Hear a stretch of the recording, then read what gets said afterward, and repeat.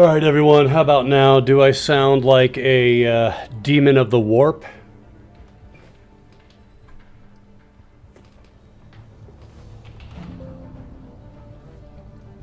While you guys get back to me, I'm going to play around with the customization here a little bit. I think this guy needs a helmet. But what I want to do, let's change the pattern to good old DBDU, and we will change the vest, put the armor on there, put that on there, and we need to change the color on that vest. Let's just make it sand, and same with the backpack. You'll also be sand. Everything will be sand because this is Sandstorm. Okay. There we go. Now this guy needs a helmet. Let's give him the let's give him one of these new mesh helmets. What color should it be? The sand looks all right. Excuse me. Wow. Cam loyalty went down the wrong pipe there. Okay, so do I still sound like some kind of demon? Or jigsaw, as someone said. What color is that? Dark brown, dark green, olive drab. Let's just... Can't decide between... I'm going to go sand. This is all sand. Totally sand. Okay. Alright, what will we call this guy? We shall name him... So DBDU ish helmet. That is true. It does get everywhere. Okay. Let us begin. I'm just going to do regular here. Had a pretty good round last time around before I started streaming this. So I take it I'm understandable, yeah? Oh good, we get to play Insurgents. I love being Insurgents. Become ungovernable. Man, where is everybody? We just got Ronald here, but we had like 6 people last time, but audio was all screwed up.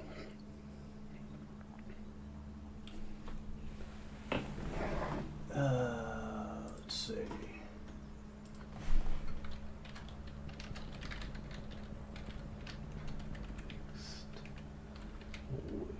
Tweet this out. Probably everyone's wondering what happened to my audio, but it is fixed, so we're good. Okay, yeah. Okay, everything sounds all right? Interesting thing is, when I was testing this last night, everything was fine. But what happened that was really interesting is that, let's see, I guess I'll be an observer. I actually have my speaker on. And usually that is I thought that'd be a bad thing because I thought the speaker noises would come into the mic, but they're not. So this is better because I don't have to dick around with the Bluetooth headphones and stuff like that. See, normally on this level, if I started off at the beginning, I would be demolitions, because you can get on that building behind the guy right there. You get up there, and if you really aim just right, you can just blow up the objective, the arms cat there. You can blow it up with an RPG from like across the street. All right, let's get into it. I gotta get close to the commander because I'm an observer. Hopefully, commander knows what he's doing. I was playing a match a while ago where the commander called in a rocket strike. It was the last objective where you have to hold it for like 3 minutes, and dude calls in a rocket strike, which is basically the insurgent faction's strongest fire support, right? And he calls it in on us. And this last objective does not have a roof on it. It basically, it's mostly open. So that means the rockets are coming in, our rockets are coming in and hitting us. It's like, at this point, it's like we're not the insurgents, we're, oh shit. First kill's a team kill. Oh, God. Sorry about that. Okay, I redeemed myself by doing that. Are you shitting me? How many times has that guy hit? Jesus. Okay. Yeah, so, the last round I was playing right before I started streaming, I was security. And so, that happens sometimes when you just, you forget who you're supposed to be looking out for. And you end up, he's gonna go there. Dude, close the door. Were you born in a barn? I swear to God, if you do that again. Okay. Wallahi, brother, if you do that again, I will destroy you. So, it's going alright. I'm usually very conservative when playing this game. A lot of people are often like running around trying to get a bunch of kills. That AI bot was kind of fried. Is anyone watching that door?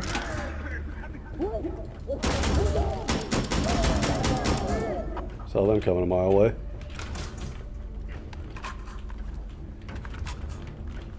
Yeah, so what happens, sometimes people are running around just trying to get as many kills as possible, and then what that means is that basically they're not watching the ways into the objective. And that means sometimes when you're doing your job, watching your sector, they let a bunch of enemies just come in and shoot you in the back of the head. Something I really hate. Okay, we're done here. Who did that? Oh. Easy kills. Yeah, last night I was testing just to see if the audio would be okay in Insurgency. And I wasn't able to see any comments or whatever, so I was just more observing the game. And man, like I said, artillery strike, called in a rocket strike on us, on ourselves, on the last objective. With open top, I mean, we basically look like the Russian army. Oh shit, we just called support in on the objective. What?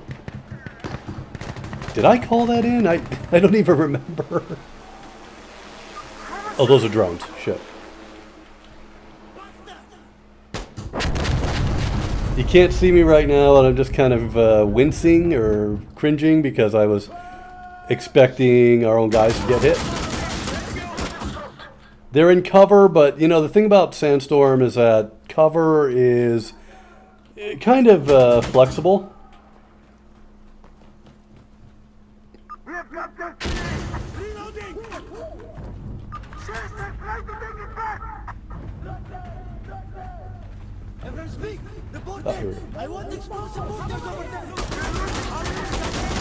Yes, okay. So here's the thing. One reason why it's great to play an observer is all you got to do is kind of be in the vicinity of the commander. And for doing that, you get a lot of free kills because you share fire support kills with the commander whenever the fire support hits people. I am not currently with them. I am going to them and hopefully will get in. If not, I have some other options, but I mean, to be honest, I would rather serve along with the Ukrainians, especially friends of mine who are in the territorial defense. The reason why is because, honestly, I've been following this for a while, and I am not too impressed by the general quality or lack thereof with many of the recruits.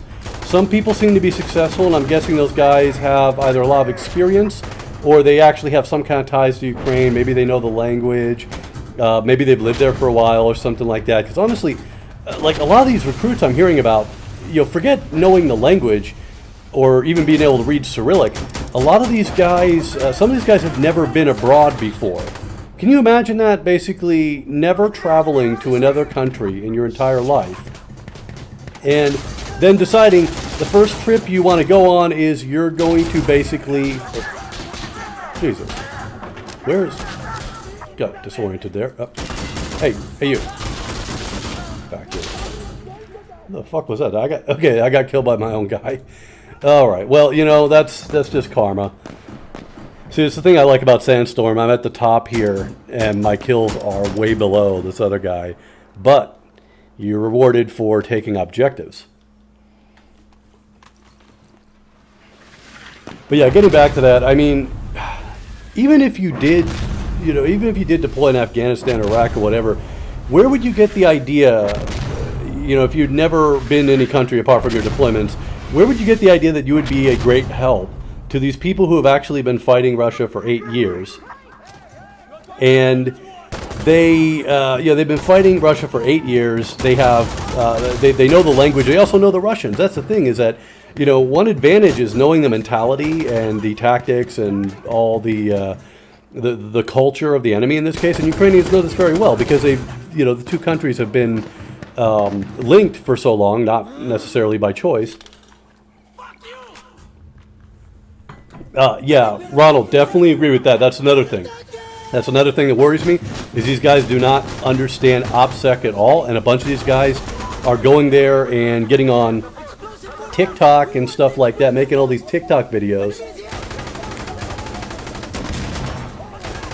And, you know, guys are getting on TikTok videos and possibly, like, I'm not going to say what did it, because I'm talking about the cruise missile strike on the International Training Center.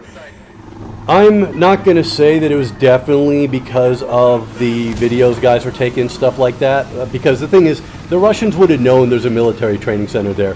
They hit barracks, they hit things that seem to be, I mean, yes, they mostly are, you know, they hit a lot of hospitals and schools and residential zones and stuff like that, but they have been using their missiles on obvious military targets, and of course a training center like that would be very obvious. It's barracks buildings, and yes, they could have some spies in the area, but I do think that one thing that may have been a contributing factor is a bunch of morons going there and taking TikTok videos about how they were going to be a badass and do whatever.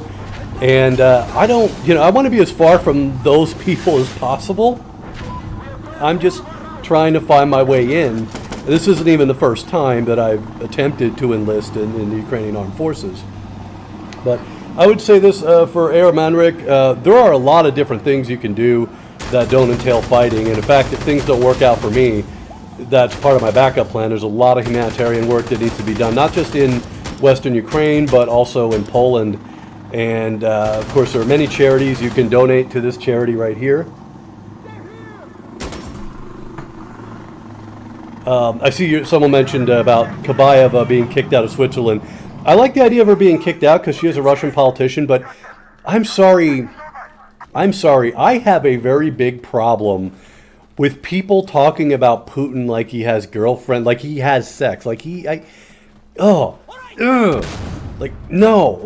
the problem. You bring up something like Kabayeva or something like that, and then you are bringing up that, and I'm sorry, I refuse to consider that. I believe that he is some kind of, I don't know, slime mold or something. It does not reproduce by normal means, does not have any kind of, like, sexuality to speak of.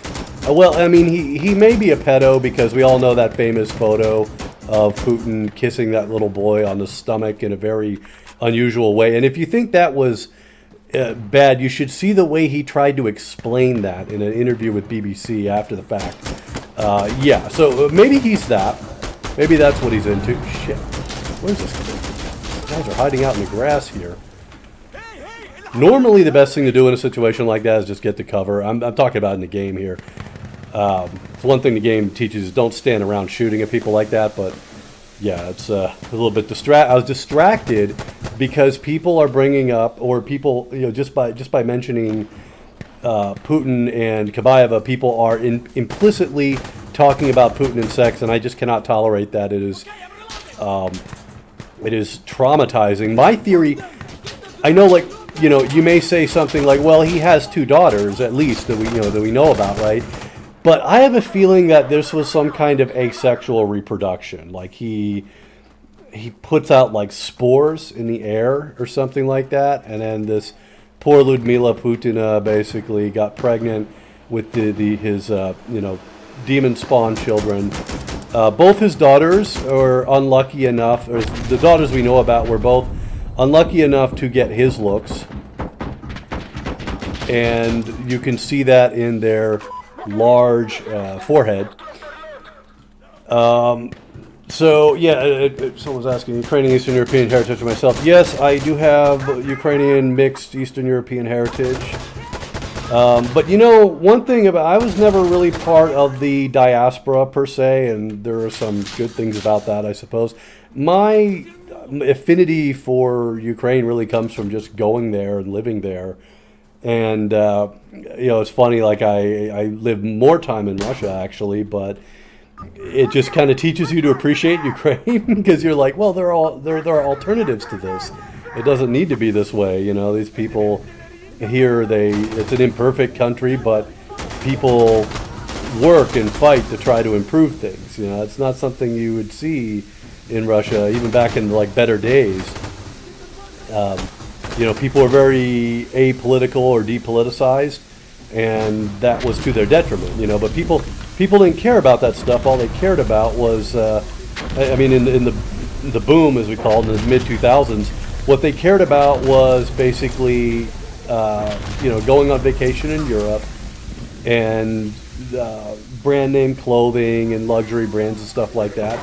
And it was just kind of this deal where it's like, you don't bitch about politics and the government will kind of leave you alone, and there's enough money for us to steal and for you to make some money too. And unfortunately, people took the deal, and you see what happened. That's a helicopter. Turn around, dude.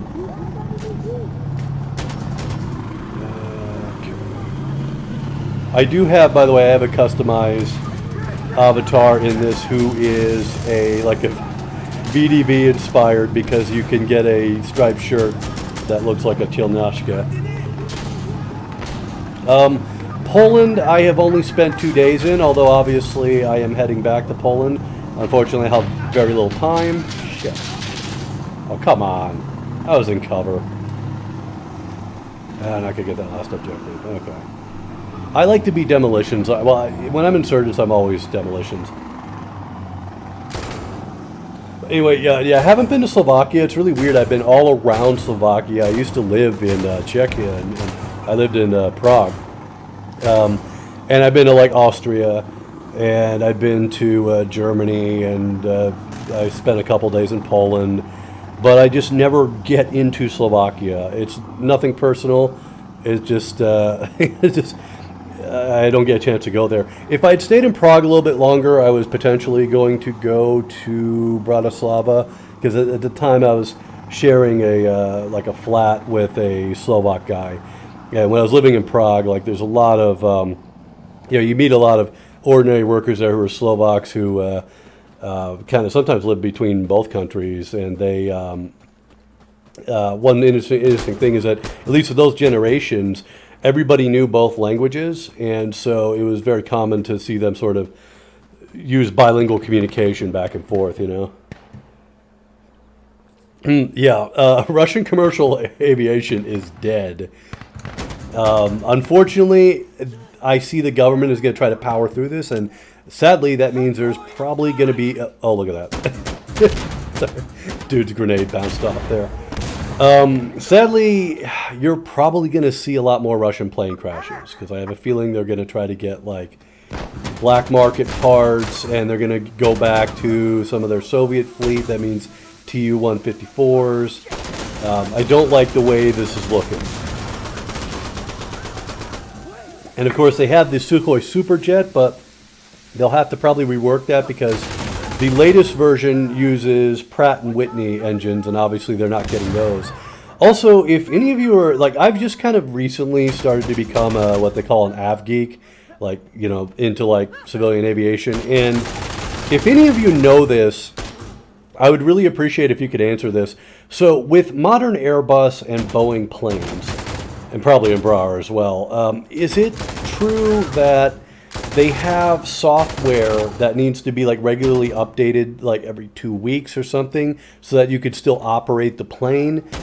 And because I know that for example, the Aeroflot fleet and probably the other Russian airlines like S7, their Boeing maintenance facility is in Germany. So obviously, like, they're sort of double fucked when it comes to getting any maintenance or spare parts. But I'm curious about that issue of software, because it was just a comment someone left somewhere, and obviously you don't trust internet comments, right? But the person was saying something about, maybe he was asking about whether these planes have software that needs to be basically continually updated. Otherwise, basically, like, the plane won't go or something. So, I mean, if that's the case, it's pretty bad for them. But yeah, I see them trying to compensate somehow, but they can't. They can't fly these planes anywhere, even if they could fly the planes.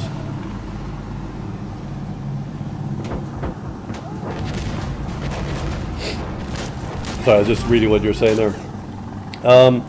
So even if they could fly these planes, a lot of them are leased and they'll be seized basically, because right now Russia's like basically trying to like steal these planes, and it's not going to work. See, here's the thing: when all this is said and done, however it ends, let's say Russia has this revolution, becomes this like democracy, and even if they do everything they should do, which is like a denazification process where basically you have full lustration and just purges of just total purge of the security apparatus and rebuild it and everything. Let's say they just do everything perfectly, right?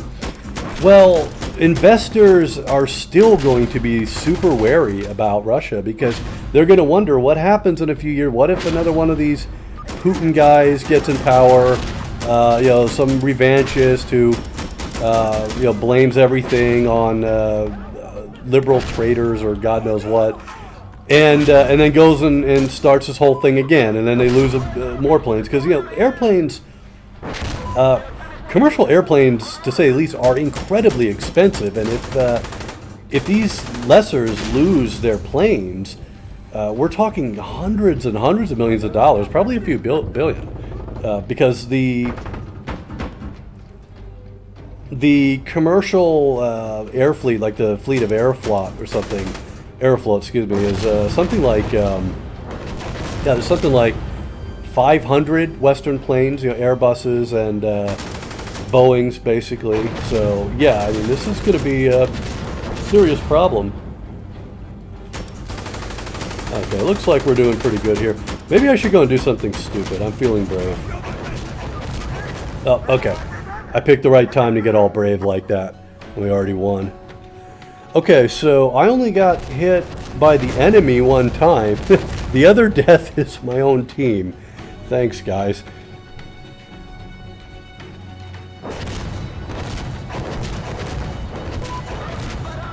Yeah, is there any reason why Ireland particularly leases so many airlines like that? I don't understand. I just is it like is it tax stuff? Is that the reason?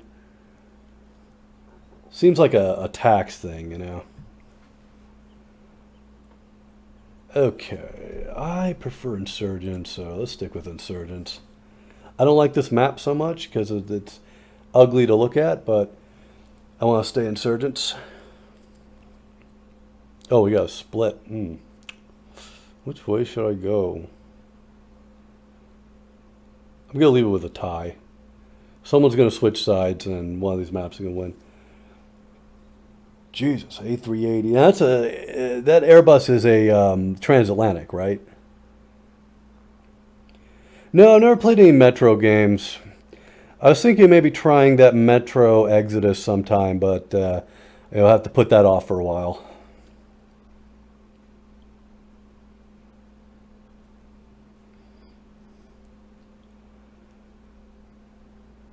Okay, so I don't play this map very often. I think this is a remake of one from the first game. 700 are leases. You're talking about how many planes they have, because yeah, if you count all the Russian airlines, yeah, it's a lot. Hey, let's do the VDV guy. So then when I see then when I inevitably get killed, it'll just be like the natural state, right? Skoka Pobjed. Need that stupid song. You know, I saw that song, the VDV song that's a big meme now. I saw that years ago, and I was just like, wow, that is that's odd. And I just kind of moved on. I just thought it was funny and cringy and everything like that. And then, you know, what happens is it becomes a meme. It kind of became a meme before, you know, before this recent invasion too. Okay. Is the point on the upper floor? Okay, don't do that.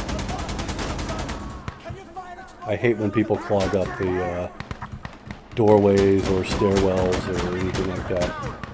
See, the thing is, I don't know this map very well, so I don't know where to expect. Okay, yeah, we are facing into likely enemy approach. Didn't hit that guy, but he's scared now. He'll probably leave us alone. Okay. Just kind of wandering around out there. I don't even know if he was hit by my my bullets or if he was hit by that mortar.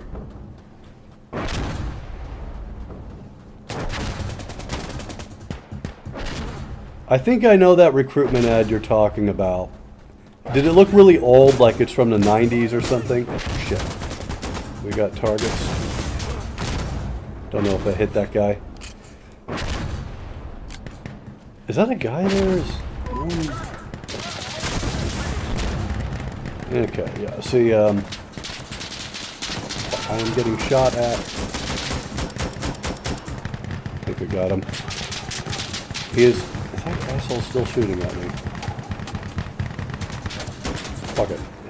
It's really better to just run sometimes. Shit, damn it. Now what am I going to do with this? Okay, here.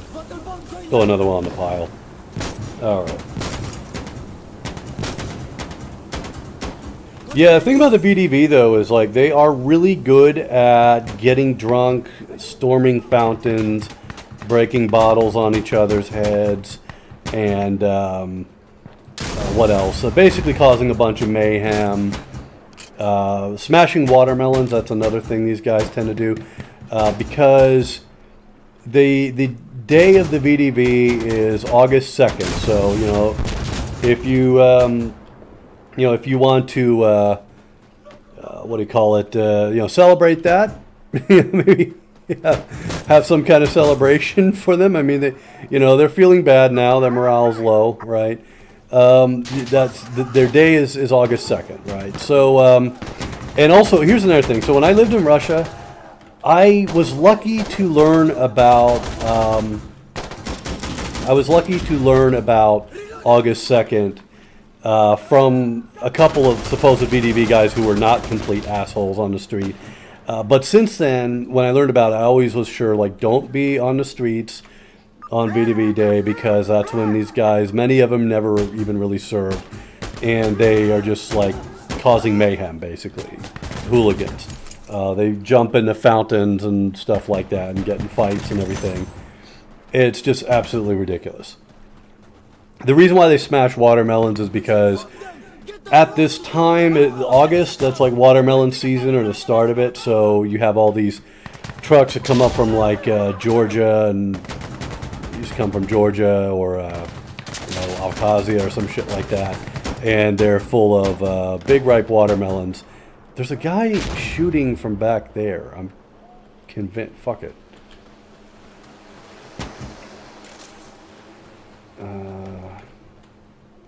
I thought there was like a straggler shooting at me. What's the deal with the otter memes? Is it the one where they... I know of one meme with an otter. Where is it? it was an actual picture where they handed an otter like a squirt gun, and it was extremely cute. That was behind me. That was yes. This guy was hiding the whole time, being sneaky. So as you can see, that's my guy right there. He, like an authentic VDV paratrooper, he is dying. And, holy shit! Holy fuck! Yeah. Problem is, we got pinned down there. This the last guy? No, we still have guys left. Okay. I'm surprised. So there's like only 2 guys that have to defend this now.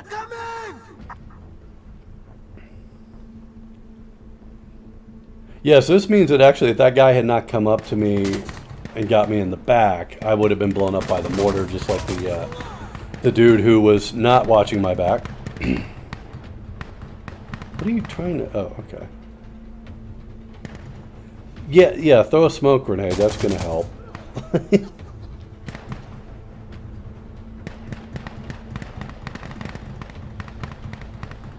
Yeah, these guys got to work together. They got to work together a bit better because... oh, wait. Where's the other guy? Wait, if this is the last person, the music is supposed to change. I don't know what's going on here. I can't switch to the other guy, though. So when you click, if there's any other guy you can switch to, it'll switch to him. It's not happening now. I don't know. I guess he's... oh, he probably just left the game. I don't know. Alright, let's see if this guy can... oh, I jinxed him. Sorry. I got him killed. I gave away his position by talking. Alright, didn't get any titles. 3. 3. That's one of my problems I have on a lot of these maps I don't know well, is that I don't know where to look. You know, you got to know where the enemy is going to come from typically, and where they tend to be. So the maps I know really well, I pretty much have an idea where they're going to be. But it's very possible in this game to basically, just not run into anybody, and as a result, you have barely any kills. But you can actually have like the highest score because, again, the game scores based on objectives, which is really a good system, I think. Okay, if there's anyone in there. Oh, did that impact on the... I think it impacted on the wall. Well, that's realistic at least, because RPG 7s are... RPG 7s are kind of notoriously inaccurate at distances because they're susceptible to crosswinds, but they act very counterintuitively in a crosswind. They turn into a crosswind. Has something to do with the wind blowing the stables, the fins on the back of the rocket. Okay, there's the supply crate. I'm here. I have one. Okay.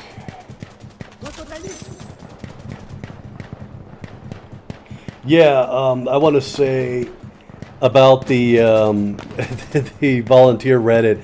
I saw that and holy shit, what a train wreck! And not just the guys who were like talking about volunteering. I mean there's a lot of people trolling them and trying to be dicks to them. But what I'm seeing is just kind of a mix of just like all around horrible people. I mean, like the people who want to volunteer in Ukraine, like they're well-meaning. Right, but they just, they seem to just not know what they're doing. Oh, shit. Don't get stuck on that, Jesus.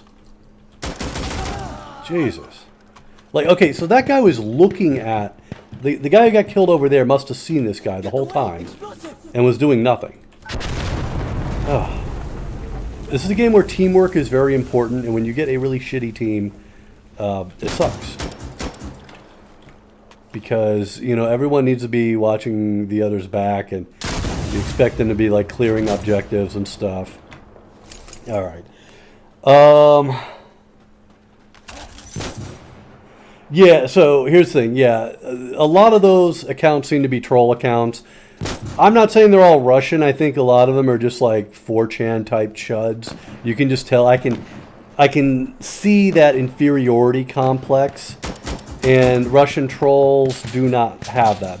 Russians do have their complexes, their inferiority complexes, but when playing a character online as being a professional troll, they don't have that on display, right? But yeah. Hey Charlie, wa alaikum salam. Wa alaikum salam. Excuse me. Wa alaikum salam wa rahmatullahi wa barakatuhu. That's the hardcore version. Shit. Is this upstairs or downstairs? What am I doing? Yeah. Okay. I want to make sure we get those objectives. All right. Yeah. So about the subreddit. Yeah, it was just like a cesspool, and a lot of guys just having no idea what they're doing. They don't know the country. They don't know the language. And, there's something about just knowing the country. It's like if someone told me, like, you got to go to, let's say, you got to go to Kramatorsk, right? Like, I know where Kramatorsk is. I've been there. I know the general area. Like, even if I don't know exactly the town off the top of my head, if you tell me, like, well, that's in Mykolaiv Oblast, I already got an idea what part of the country it's in. I got an idea what the terrain is going to look like.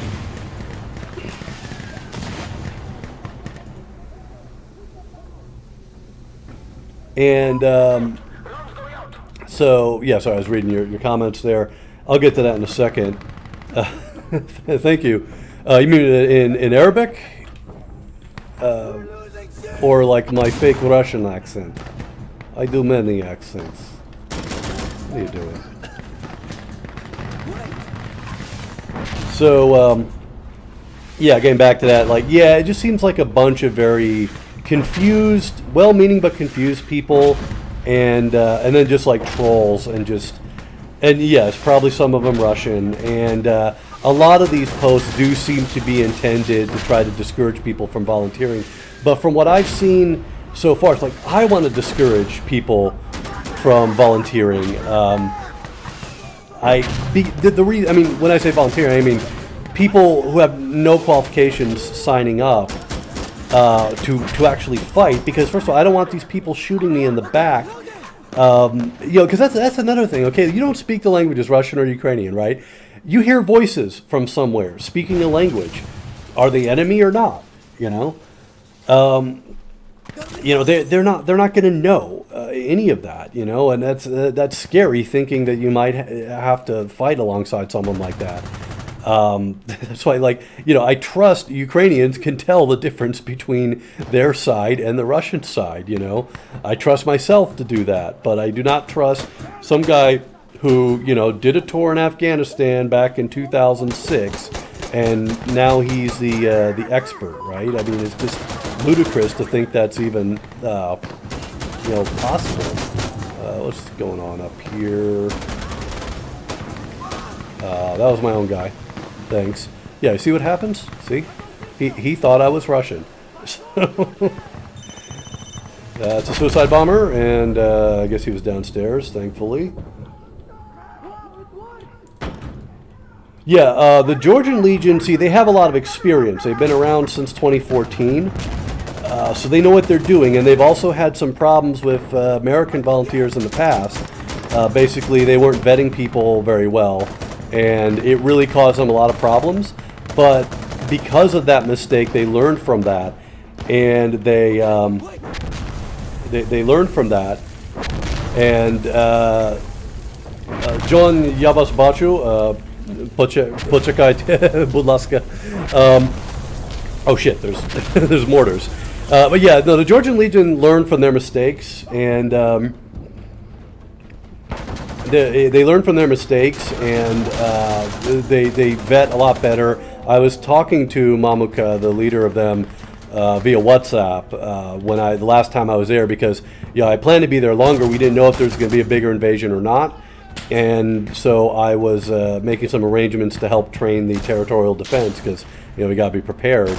And unfortunately, the whole thing kind of went belly up because of my job, and I had to go back earlier. But we were lining that up. So what I wanted to say is, let's see, I want to be able to answer everybody. Also, thank you for the compliment on. Is that it? Okay. Thanks for the compliment on my Arabic accent. Arabic is the hardest language I've ever tried to learn. It is extremely difficult for me. But I could say some basic things. Masal khair. That sounded terrible. Masal khair. Excuse me. Masal khair. Ismi James. Ana min America. Askunu fi wilayat Virginia. I gotta concentrate more to do this. I'm embarrassed right now. Yeah, someone asked us, is the language, Philip asked, is the language more important than combat experience? Well, I mean, you gotta also think about the combat experience of a lot of Westerners. Americans, Brits, stuff like that. It's counterinsurgency, right? And that's why we didn't hit anything. What are you doing? Throw it like this, dude. Maidan. Okay. There we go. IED's nuts. Okay. So and obviously, like if you do have. If they do have good squad leaders who speak the language or bilingual or any... God damn it. Fuck. Where's that guy coming from? Okay. If they do have that, then I'm sure they'll do fine. I mean, we all saw that video, that volunteer. His surname escapes me. His first name is also James. But he seems to be doing all right and seems to be with good leadership there. Yeah. Yeah, I mean, see, that's the thing. What Terry's saying there is like one thing you got to understand about Russian, like the Russian military, and this is true of like a lot of militaries, but the Russian military in particular, is that if you are not combat arms, if you are not like VDV infantry or something like that, you will have virtually no weapons like handling, right? Like most of these guys will get to fire like 5 rounds from their AK-74. I think they're using like an AK-100 series now. They will fire those rounds and just kind of get a basic familiarity. Maybe they'll like take the weapon apart and put it back together, but they don't.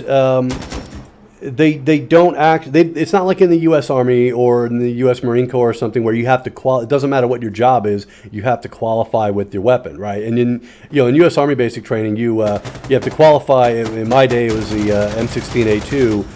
Then you had to qualify with grenades. You had to you had to go through the grenade course, throw the 2 live grenades, and then you had some familiarity of like the AT4. The M249 at that time, and so you get exposed to a lot of these different weapons, right? That's not how it goes.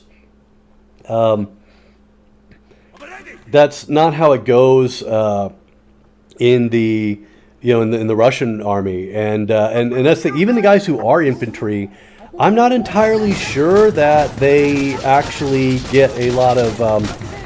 I don't think they get a lot of time to drill. You know what I mean? I don't think they get a lot of. They probably don't get issued a lot of ammo because I'm sure some of it gets sold or something. Oh, fuck. Sorry, I was paying attention to your questions there. Let's see how the rest of these people do. Yeah, see, I was in the place I should be, but not doing what I should be doing. So, definitely situational awareness is extremely important. but yeah, just getting back into this. I'm just reading what Philip is writing there because that's interesting. And I want to also answer a question. So the question, Spetsnaz functioning as riot police. No, it's more like there are police formations, paramilitary formations, which are considered to be Spetsnaz. Spetsnaz means basically special purpose, okay? So it's, excuse me, Specjalne Nazначение, which is basically special purpose, right? So there are a lot of different examples of this. You have the OMON. OMON, they are actually riot police. and they are like riot police, but they are theoretically trained to they do like SWAT team type stuff also, right? The problem is that what's happening here is that they've been sending a lot of these guys to Ukraine. When we saw like the Rosguardia, which is the Rosguardia is sort of a force, an internal force that was basically, they had it existing as called like the Internal Army, VV. They reorganized it into Rosguardia, right? So like a National Guard. And they and so they Rosguardia, they when we saw them gathering, when they were deploying all these forces along the border, and Rosguardia units started showing up, people knew that something is up, because it's like, why would you want these troops? How are they going to participate in exercises, right? And so it was very clear that the Rosguardia troops were likely there to be an occupation force, right? That was the intention, at least. What we've seen instead is that Rosguardia, in some places, they seem to be like either spearheading, or they're getting ahead of regular army units or something like this, and they're getting their asses kicked. And they, in some places they've found these, they destroy a bunch of trucks and they're full of riot police gear. So, usually you'd expect these people to be sent in later when these towns and everything are secured, but in their incompetence, they're just throwing everybody in together and hoping it works. So I'm just looking here. Yes, Georgians do speak Russian because of the Soviet legacy. Yeah, there have been some guys, and I think, like that guy James I saw in the video the other day, there guys understand that, like, you are the insurgent now. You are the Taliban. And if you understand it, like, yes, there will be cruise missiles. Yes, you will be attacked from the air. Then, I think if you have the prerequisite experience, or more than anything, just training, because I mean, my training was so old. It was really a legacy of the Gulf War and maybe a little bit of Vietnam. It really felt that way when I was going through it. Like, this just didn't feel as modern because you got to understand, I joined in 2000, and the thing about 2000, it's a completely different atmosphere if you've lived most of your life in the post 9/11 world. People who joined the military after the start of the wars, after 9/11, they joined at a time when it's like, if you join the military, you are probably going to get sent to a war zone, right? When I joined the military around that time, it was a feeling like this is just about getting money for college, or getting a job or something like that, or getting out of the house, okay? Because the idea that we were going to be in a full-scale war, or just something, a long-term war, like, who is it going to be with? Who? The last thing that happened was 1999, the Kosovo, right? And that was basically an air campaign, right? So let's get our nice new helmet here. We're Observer, okay? Yeah. So that was the mentality at the time. And but here's the thing: is that when you actually go through the training and you qualify on weapons and you learn how to take care of them and you learn about sight picture and the fundamentals, and you go through this training, everything. It gives you at least the ability, you can learn more. If someone is explaining newer stuff to you, you comprehend it faster and it makes sense to you. So you are trainable, basically. But here's the thing, it's an interesting story. Yes, I'll make sure I get that call because I get credit for the kills. Yeah, but here's the thing, if you're talking about, Philip mentioned green recruits earlier. I saw an interesting documentary about Gurkhas, the Nepalese fighters in the British military. And one of the instructors there said an interesting thing about, he said, obviously saying some of the best soldiers in the world. And the reason he gave is because he says, Every one of these guys listens attentively 100% of the time, right? And then they do exactly what they are told, and no more, no less, right? Which is kind of the perfect, junior enlisted soldier, right? And it makes sense because like these guys, they're from a completely rural, very different, very different background, right? And they know they're going from this background. They're getting thrown into a modern military machine, right? And they have to learn a lot of stuff very quickly. Oh, we lost commander there. Okay, let's try to get a position. Let's get up here. And yeah, so all these guys, they being in the Gurkha regiment is so prestigious for them, and everyone wants to succeed. So what they do is they don't come in there with their own preconceived notions. They don't come in there with like ego or anything like that. They just do exactly what they're told, and they listen to everything they're told. And I think that's it's a good attitude for them to have, and it's a good attitude sometimes. A good attitude to apply, I guess, in your own life if you're learning something new is like, if you find someone who knows more than you about something, just listen to what they have to say. You know what I mean? And there's a lot of experts I listen to on Twitter who I know that these people have way more experience than me, and they know their shit very well. So if they say something that seems a bit counterintuitive, like I figure, they probably know what they're saying. It doesn't mean you should listen to experts, listen to like one or a few experts and defer to them on everything. But unless if you're going to try to question them, you better have good reason. You know what I mean? And it's good to respect expertise, right? Just not 100% all the time with no question. Oh, guys on the hill. All right. Yeah, what's next there? So, yeah, filtration camp reporting. Yeah, I haven't seen if it's been confirmed.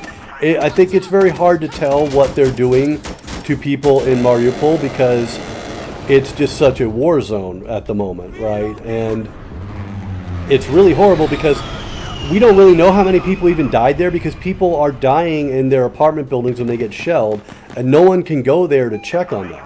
They can't even bury the dead in a lot of places. And when they do get to the dead, they usually have to be buried in mass graves. Because, holy shit, I would have ran right into that. Okay. Yeah, in the earlier versions of this game, they had what some people called the laser-guided Molotov cocktail. And it was basically based on the fact that the AI bots would occasionally toss a Molotov with insane accuracy and range, and you would get hit by this. Oh, by the way, the fundraiser's there if anyone wants to donate. We talk about volunteering and everything. The easiest thing you can do is send money. And Razom, that organization, is very legit because they are a Ukrainian organization. They were set up around 2014. So they're not one of these Western nonprofits where a lot of the money goes to the staff, so-called expenses. Let's get up here.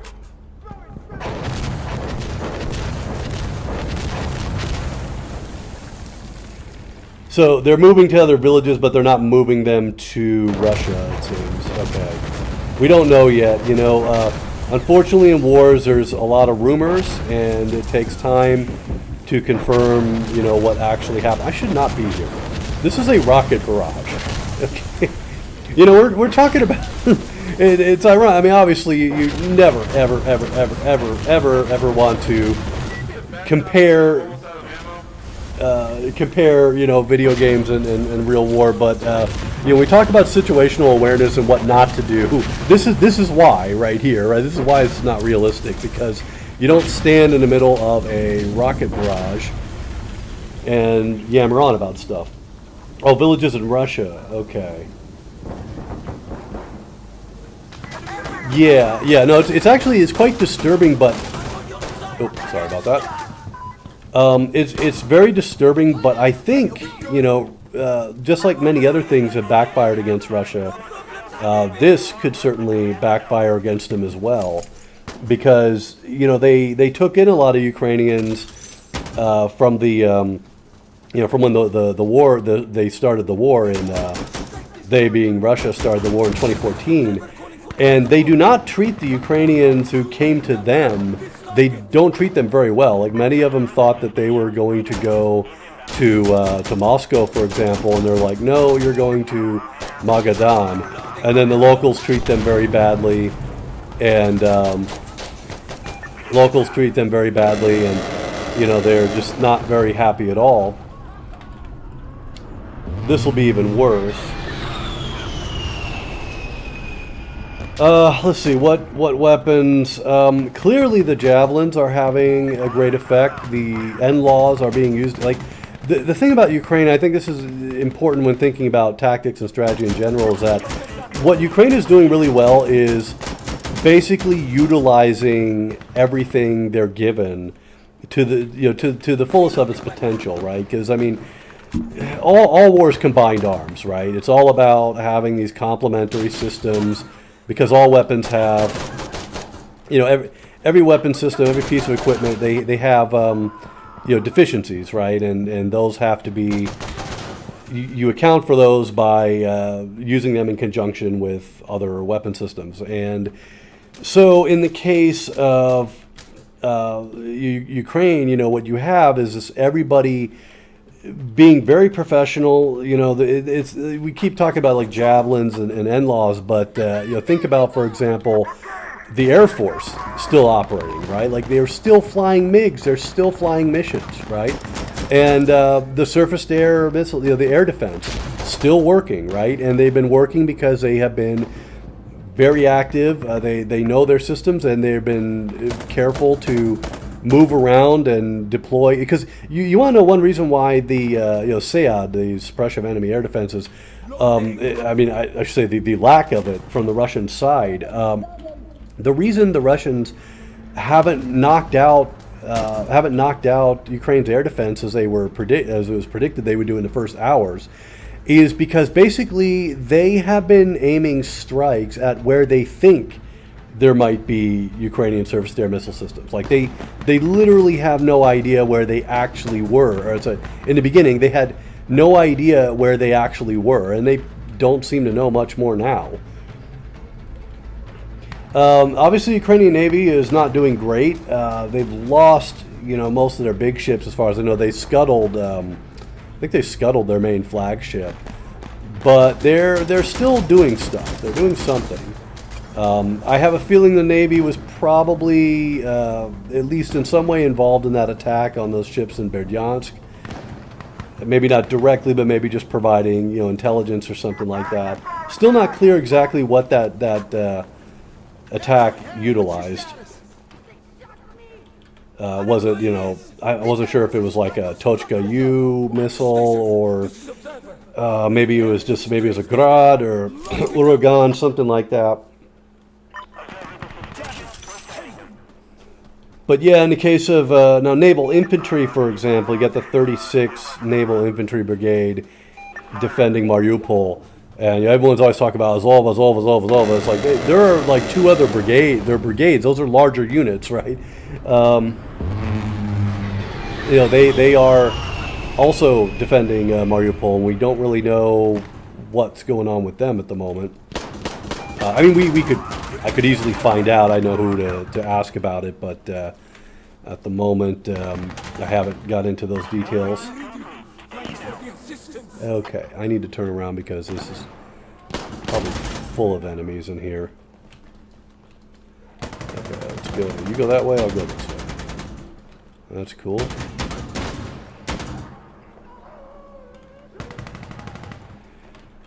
Yeah, if that was the SSO, the Special Operations Force, that is really cool. That is really cool because it's like some Metal Gear Solid shit. You know what I mean? And but Ukraine's, again, their special forces are doing great. A lot of the convoy ambushes and stuff like this. It's either territorial defense or police forces like their SWAT teams. But it's also the special forces, and they're getting a lot of shit done. I meant to ask, John, is Piana Vyshnya still operating in Rynok Square and the market square in Lviv at the moment? I'm just wondering, like, how the local life, in the center, the restaurants, all that stuff, and cafes are working, because people need to work, right? And I don't know how much time I'll have to spend in Lviv when I get the way I'm getting in there. I probably will not be going to Lviv, at least not immediately. I hope I get some free time there, because pretty much all my friends are in Lviv now. If they're not in the territorial defense defending their posts in other parts of the country, they are in Lviv. One friend went to Poland. Hope she's doing all right.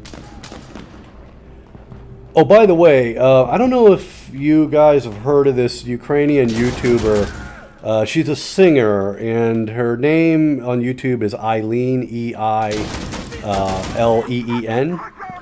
And I just became a patron of her site because she's been, for a long time, she works with like Comic-Con in Kyiv. And I've actually been to the Comic-Con in Kyiv one time. But what she does is she has a acoustic guitar, and she makes covers, often in Ukrainian language, of different songs, usually from like sci-fi and fantasy stuff, from like The Witcher. She does something from Skyrim. She does she does some Ukrainian folk songs, obviously.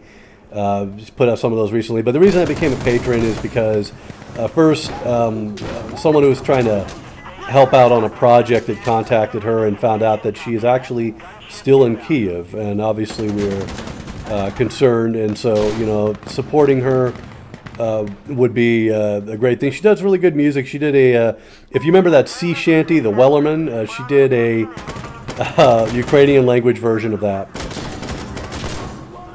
So, yeah, a lot of good content on that channel. Yeah, about the SEAD. So does Russia not have anti-radiation missiles like the U.S. does? I don't do a lot of aviation stuff these days, and I haven't checked up on it again.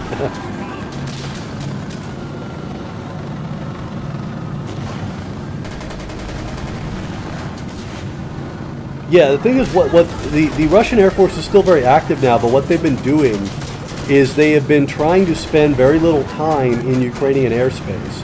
They are basically trying to stay in Belarusian airspace or Russian airspace, and they do their missions and then they get the fuck out.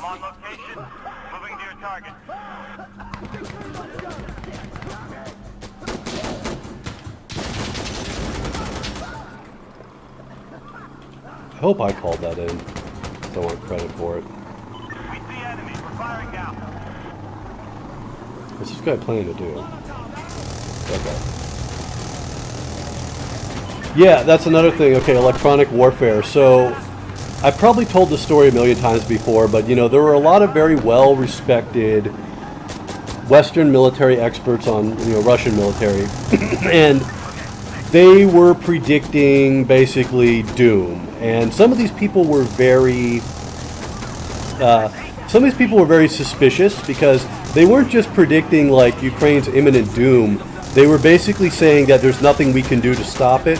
So, sending weapons is just going to needlessly escalate the situation without causing, without changing the situation on the ground or actually helping Ukraine. And by the way, if you're wondering like who was saying stuff like that, there was a guy from the RAND Corporation named Samuel Sharap, who was kind of leading the charge for this last November when I was volunteering in Ukraine, and Sharap blocked me. I can understand why, but he works for the RAND Corporation, but he also is a member of the Valdai discussion group, which is linked to the Kremlin, and seems like an important thing to point out, doesn't it? Anyway, But Sharap wasn't the only one. There were certain other experts who were basically saying that Ukraine is doomed. They said what's going to happen is, like, within the first few hours, Russia's Air Force and cruise missiles and everything. Well, okay, before even any of that happens, they said there's going to be massive cyber attacks. The internet is going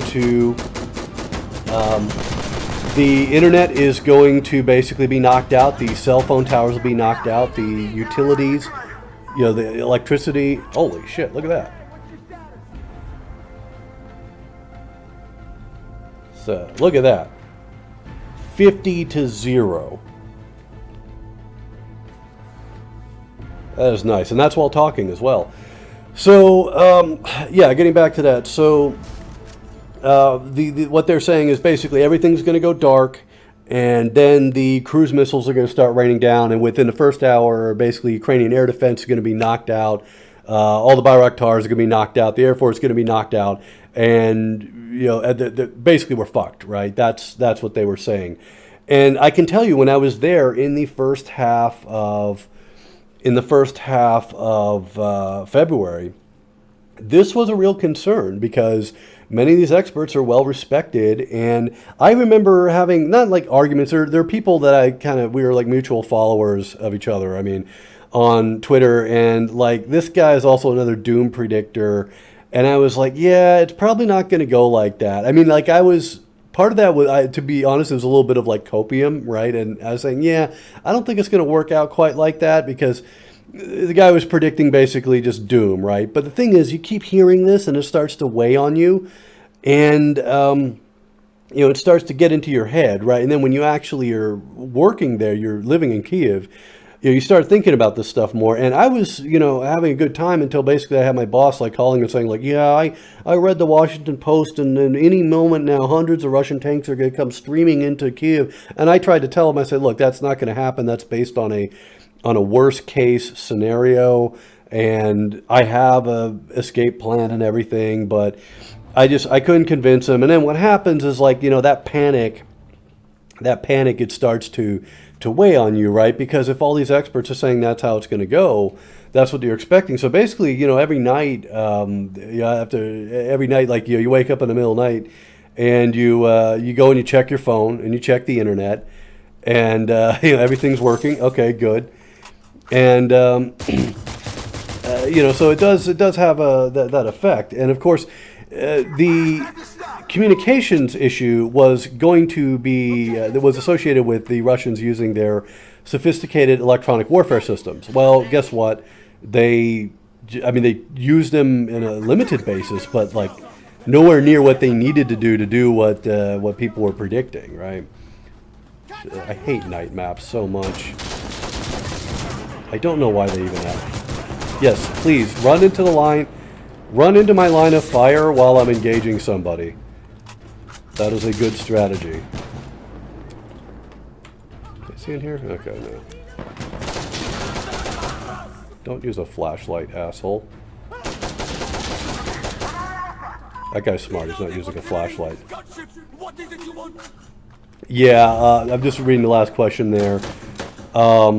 Yes, a lot of Western experts basically ate shit on what happened. And but here's the thing. I'll tell you something that really bothers me is that in like DC, in the think tank world and everything like that, being proven wrong 100% doesn't necessarily lead to like your career ending and people not listening to you anymore. It should, but it doesn't. Yeah, theoretically, Russia should have like a lot of electronic warfare abilities that they haven't really put to good use. Not so much lately. Okay, gotta get up that stairwell without getting shot. Hello, sir. Oh, while we're in a night map, it's worth pointing out that... Why do we only have a grenade? Grenade. Damn it. That's why I hate night maps. Yeah, apparently the Russians have not been doing many night actions, and it's probably due to a lack of NVGs. I still got 6-1. I'm just not taking the objectives. See? Yeah, no, the Russians, I'm just reading, there's so many complicated questions here and I can't keep up. The Russians do have some sophisticated electronic warfare systems. The problem is they don't have many of them. And that's true of like a lot of the, I mean, you see like right now, they're probably running out of caliber cruise missiles. So, you know, I mean, cruise missiles to electronic warfare systems, kind of an odd comparison, I know, but the point is that, you know, when you see like Russia's more sophisticated weapons, one of their big problems is that they don't actually have many of them. And, I mean, that's, you know, that's their problem, but that is Ukraine's advantage. I did hear that about the, somebody got, not so, I wouldn't say fragged, but, an officer basically supposedly run over by one of his tankers. But, you know, it's not clear if that was intentional or it's because, you know, just your general incompetence that you see in the Russian military lately. No smoke.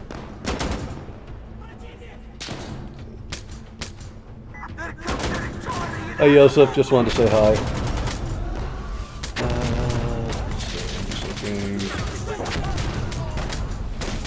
Yeah, John Mearsheimer. Oh, this is really funny. So, you know, it's one thing about academics is that sometimes the thing about academics is that sometimes you know, they can be bad on one thing and actually be good on another thing, just because sometimes they're you know, there's certain topics that they just you know, maybe they have some biases on, and you know, another issue they don't have the same bias, so they're more objective and clear-headed. And in the case of Mearsheimer, yeah, last stream I was talking about a book I got on basically it was about John Boyd and the myths behind maneuver warfare and all this stuff like that. And it has to do a lot with Sir Basil Littlehart, and he was basically a huge fraud that had a massive influence on you know, military history, especially. Excuse me.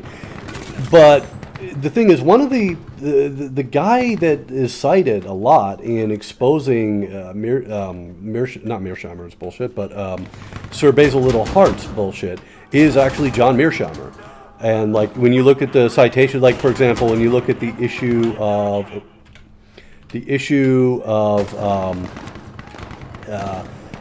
Sir Basil Littlehart insinuating that he inspired Heinz Guderian in, you know, his tactics and everything like that, his doctrine. You know, that was Mearsheimer who wrote about that. I'm like, have I even taken a single objective here? Like, not doing terrible, but still.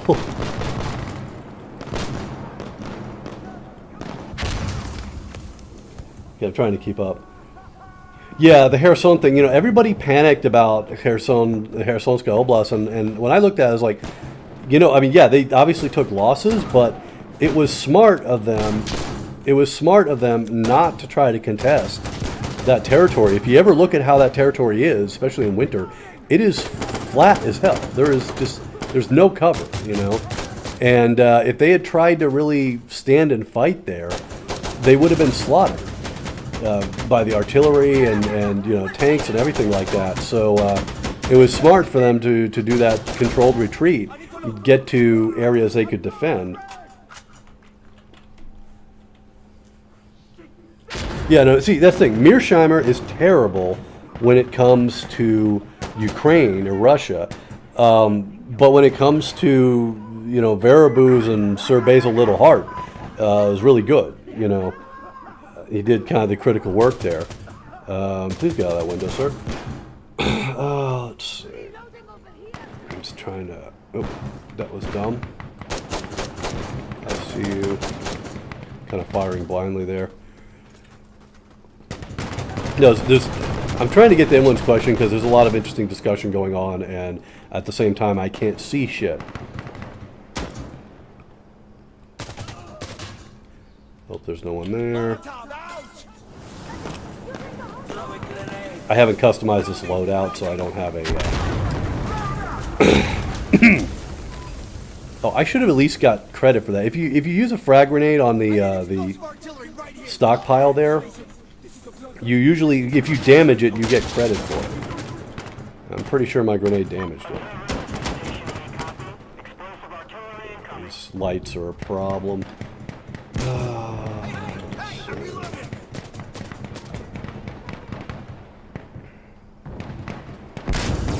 Yeah, there was some kind of tank action going on in Mariupol recently. But it wasn't clear what they were firing at. They might have been firing at infantry. But we also saw from Mariupol, like, there was a BTR-4 taking on a tank and then destroying a BMP-1. Oh, that was stupid. I thought one of our own guys were in there. Yeah, you want to know a secret about international relations realism? Is basically, it's called realism because it is the exact opposite of reality. That's how I explain it. Let me see. I want to scroll up because I'm afraid I missed some questions. On your knees.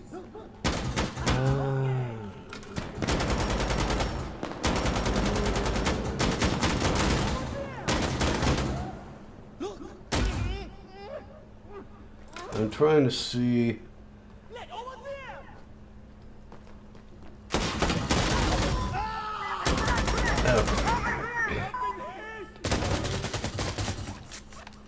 Yeah, it's interesting because, like, with realism, it's like if country, well, there's a really good quote about realism. I wish I remember who said this, but the quote was something like, the problem with realism is that, I'm going to leave it, I hate night missions. The problem with realism is, yeah, the whole concept of rational actors, whether it's in international relations or economics, is really problematic because people aren't rational, right? But see, here's the thing. In economics, is problematic as it can be,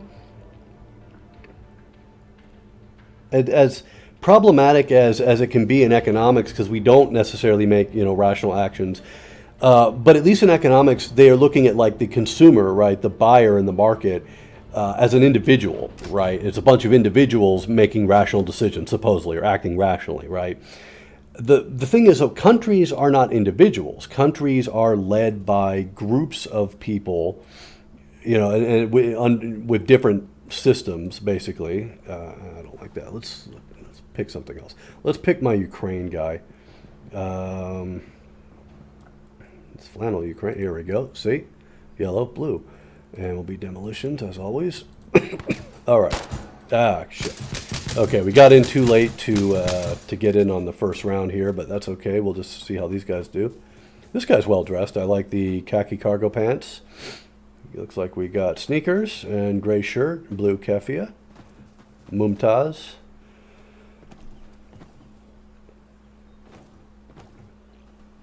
But yeah, so getting back to the thing, so this quote was something like, the problem of realists is that they mistake nations, like, for people. Like, they forget that when you talk about, like, the interest of nations, you're not really talking about the objective interest of everybody in that nation. You're talking about the interest of whoever rules that nation, right? And that's a big problem I have with, like, anytime I have to listen to that idiot Putin or Lavrov, the way they talk about, the way they talk about Russia, and they talk about the West wants to destroy us because of our independent foreign policy, or, they're trying to do this to us, or they want us to do this, or we need to do this, we need to look out for our national interests. And the thing is, in Russia, it's a dictatorship. The people don't fucking matter there. The ruling class, Putin, they don't give a fuck about, here's the thing.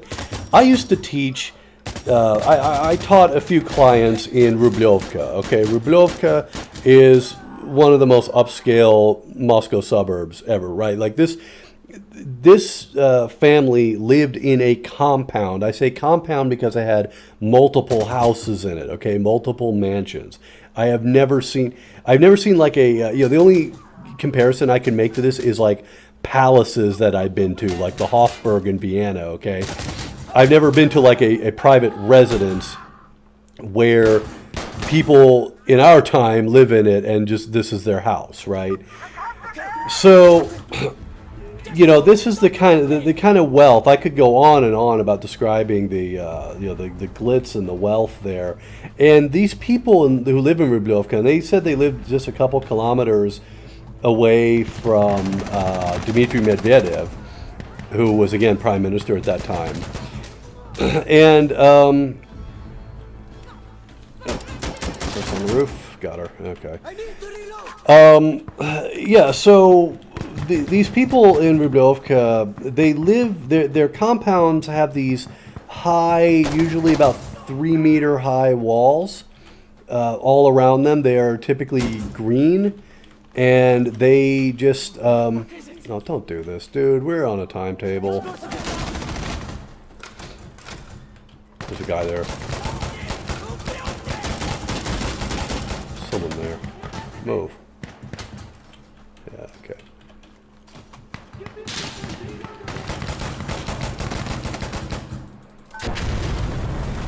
Wait, what do you mean Cross-Knock destroyed the object? I destroyed it.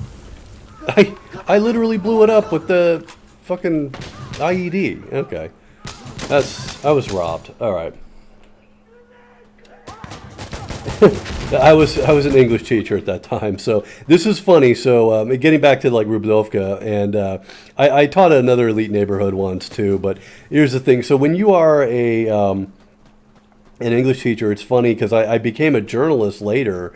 But when I was a journalist and I was trying to like call people for comment and get a hold of experts and stuff, I was terrible at it. And what I realized, like, I had more access to elite important people as an English teacher than I ever have as a journalist, and I mean even like now. And but here's the thing is that they live in these compounds walled off from everything. They have drivers and security guys and staffs and nannies for their kids and stuff like that. Oh, jeez. Where the hell is everyone else? Like, oh yeah, hey, glad you guys decided to show up. Thanks.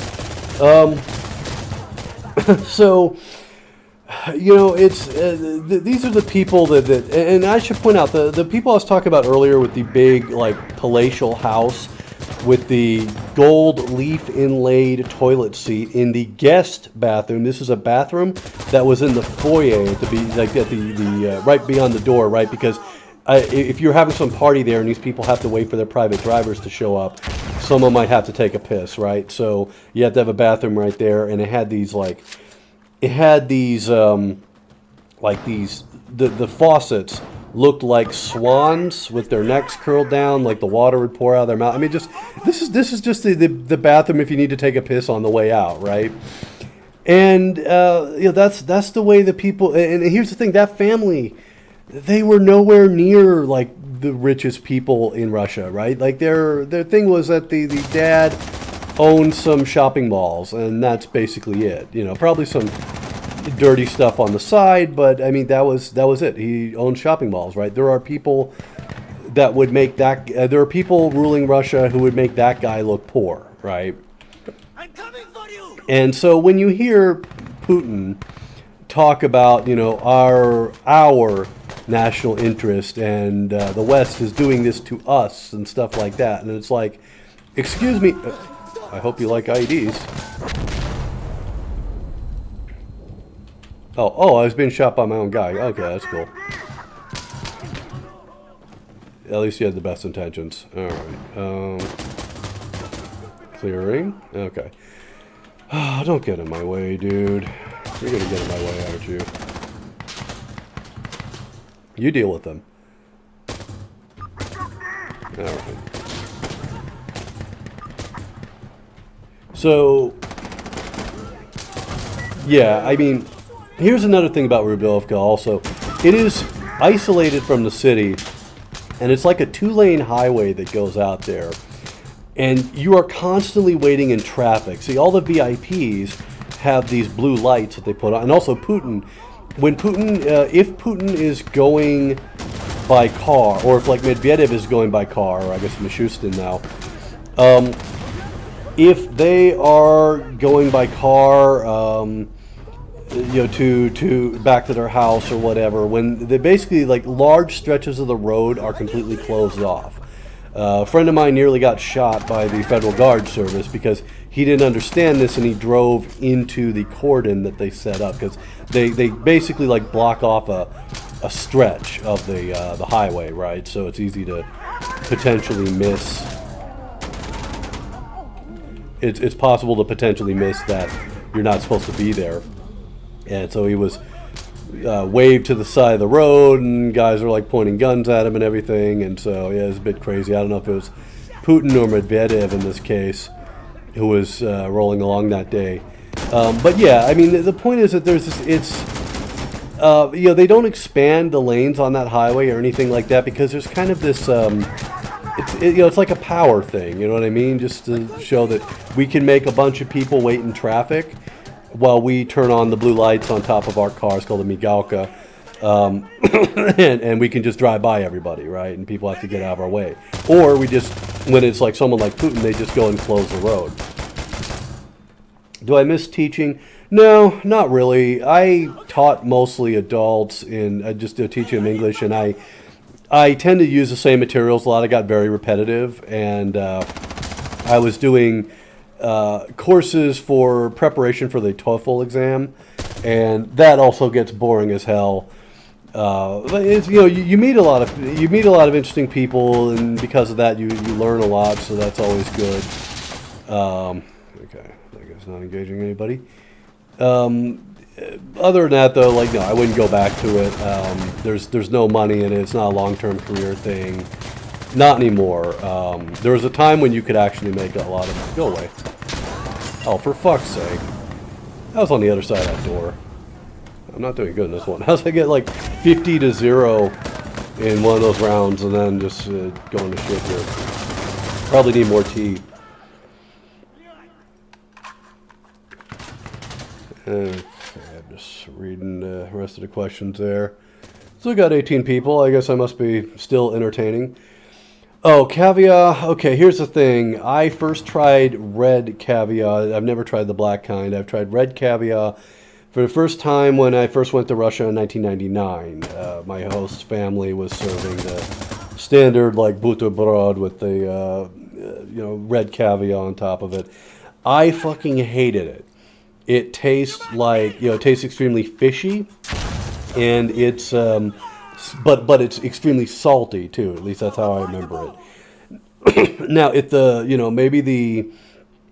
maybe the beluga caviar, the really expensive stuff, maybe that is much better. I don't know, but I wouldn't risk it. You know what I mean?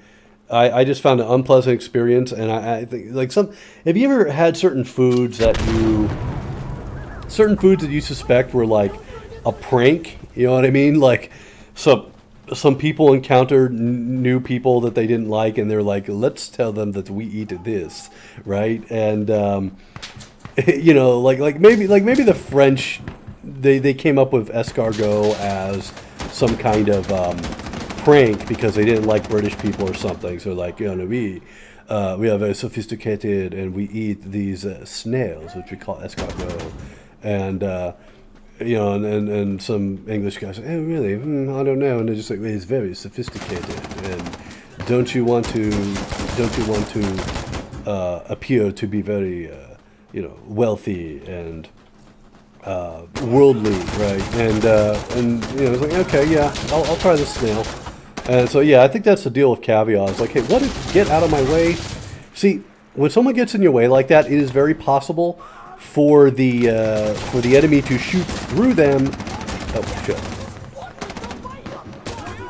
I'm doing good at checking. I was checking my. I was just checking my buddy's body armor there to make sure it was up to standard. Turns out it is. He's alive. I'm confused about it. Are Rocky Mountain oysters, aren't those like bull testicles or something? I might be thinking of something else, but it's a helicopter. Got that guy at least.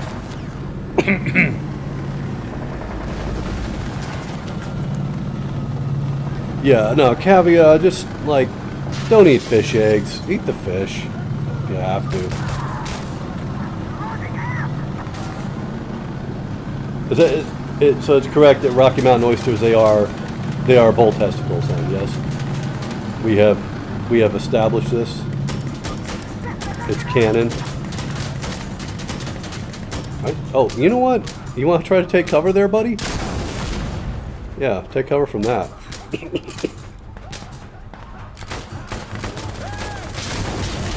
Are you okay? Is that guy behind me? Yes, somebody let a guy walk in. I guess everyone just gave up there, right? Fuck's sake. I'm not taking objectives either. That.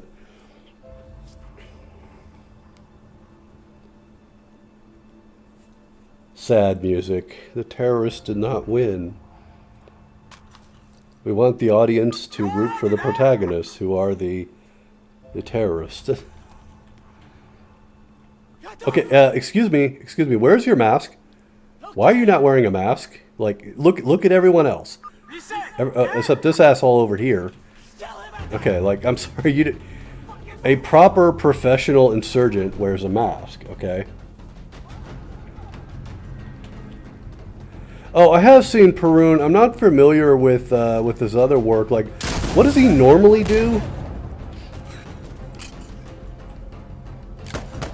See, like, I almost want to talk about the Ukraine war a bit on my channel, but it's like, it's not what my channel usually does. You know, I kind of started a channel to not have to talk about the war that was already going on at the time.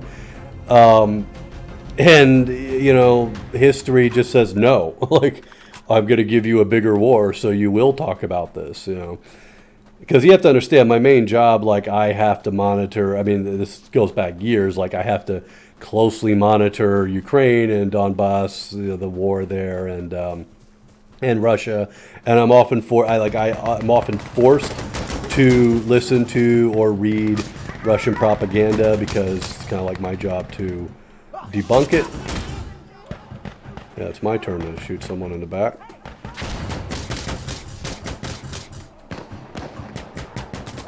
Slicing the pie. Hey, that's one of ours. Get upstairs. I'll be pissed if no one's gone up here yet. Nope, they haven't. Yeah, see, when you have a good team, like, everyone gets on the objective and just methodically clears the objective. Like, when you know the map, you got people that know the map. Oh, I need I need a resupply. Okay, I'll check out Perun's stuff. Do I have sources on the ground in Ukraine? Yes, most of them are in Lviv, unfortunately. I do have a few sources in Kiev I can rely on. I have a contact with the Legion or someone who works with them. So I do have the sources like that, but it's like, you know, for example, I don't ask too many questions for OPSEC reasons. If I absolutely need certain information, then I would have sources to get it from, basically. And we have one, you know, source on the ground who is here right now. Ah, it didn't hurt him. Good. So yeah, we have a source who's on the ground now. John, if you're still there. Yeah, as far as I know, everybody that I'm happy to say everyone that I know personally is fine so far, including the people who are serving. There are people I have heard of who died who are like, you know, possibly friends of friends. Actually, no, one confirmed friend of a friend, because a good friend of mine was Alexei Kovalov, and he knew, I believe her name was Oksana, I'm trying to remember her last name, Baulina, I believe it was. She was working for The Insider, that independent Russian magazine, which, by the way, The Insider, they have broken so many amazing stories in Russia, the Navalny poisoning among them. And unfortunately, she was killed by Russian shelling, I think, near Irpin. And speaking of which, another connection with Irpin, there was a military hospital there, which for like several years I was donating to help build it. There were like fundraisers, and sadly it is probably destroyed now because of all the fighting there. Yeah, about Erdogan, I don't believe that for a second. I think he's pulling a Macron where, like, he says, look, I'm getting the people... okay, wait. I gotta change my accent. I actually know how Erdogan talks when he tries to speak English, because there's a famous incident at Davos where he wanted to answer something, and they said there was no time, and he just says, 1 minute, 1 minute, 1 minute, 1 minute. So it's bir dakika. That's how he sounds. But I think what he was doing is a sort of a Macron-like thing where it's like, oh, look, I'm the mediator now. It's my turn. Mom says it's my turn to be the mediator now, and he's basically trying to act like he's accomplishing something, and he's the big peacemaker or something like that. And when you look at these things, like, no one's agreeing on this. Russia hasn't really changed their position. And I mean, let's just say reducing Ukraine's military to 50,000 men. Why would they do that? Why would they do that when leaving Russia anywhere in Ukraine just... What the fuck? What the... Oh, kind of like glitched out. But the thing is, if Russia is anywhere on Ukrainian territory and they were to reduce the Ukrainian military to 50,000 men, like, who would do this? Because what'll happen anytime Putin is, Putin's having a bad time at home domestically, or wants to grab any more Ukraine, then it's going to be even easier, right? And, well, it shouldn't even easier. It'll be easier than it is now, right? With 50,000 troops, sure. So, yeah, I mean, the idea that Ukraine would agree to any of this, I mean, because here's the thing, the people just won't allow it, right? Like, I mean, the Ukrainian people are sick of war, right? But you are not going to stop that war by giving Russia more concessions, because what they will do is just come back in a few years and do it again, because that is exactly what they did, right? I mean, they invaded in 2014, and then they tried to have a frozen conflict, and it didn't work out. It didn't become a proper frozen conflict like in Georgia or in Moldova, right? So they decided they're going to invade. And who did that? Okay. Let's stay away from a helicopter. What was that? Hello. These guys got good cover there. Got to go for the headshots. See if this idiot tries to come in here. Who is doing that? Oh, okay, someone on the prone. Could have got killed there. Alright. Yeah, like, all these leaders are basically taking turns trying to pretend to be the big, peacemaker or whatever. And yes, I mean, like, total humiliation, like, removing Russia's physical ability to do this is the only thing that is going to stop this. I mean, to think anything else is, in this case, is like, it's fantasy land, you know what I mean?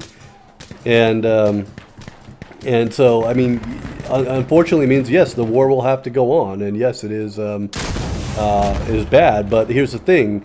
The only way to actually end this is to basically make it impossible for them to do it again.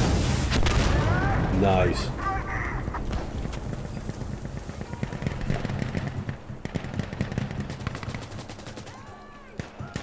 I'm going to hang back here. Here's where you tend to see a lot of stragglers. Yeah, we're coming! But they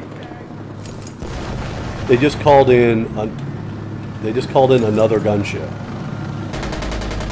So you can't, if you're doing this on like your own team.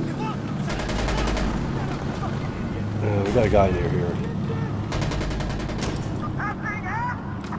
Fuck, I can't get, I'm not going to get that objective. My God, you're dead!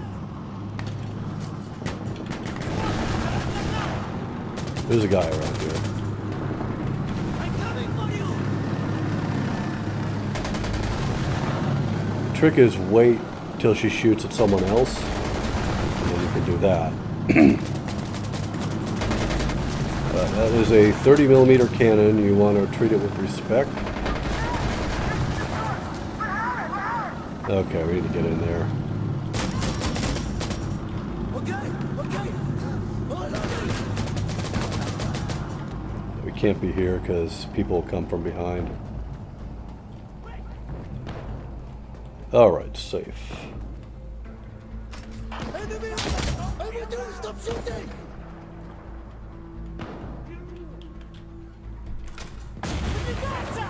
Yeah, the whole thing about peacekeeping forces, see, that's dumb too, because here's the thing. They talked about this in Donbass, and obviously there's not going to be any peacekeeping force that Russia agrees to, right? Like Russia acted like they would agree to a peacekeeping force if it would only be on the contact line and not on the border with Russia, right? And that was basically, that was obvious why they wanted to do that, right? Because that would help them freeze the conflict, right? And to talk about, if you send a peacekeeping mission, then what does that mean? Both sides stop fighting, right? And so Russia gets to sit on the land they're occupying, and they can continue occupying it, and forget about getting back Donbass or anything like that, because now it's a UN mission or whatever. I mean, again, this is not going to happen just because of Russia on the Security Council, which is so ridiculous.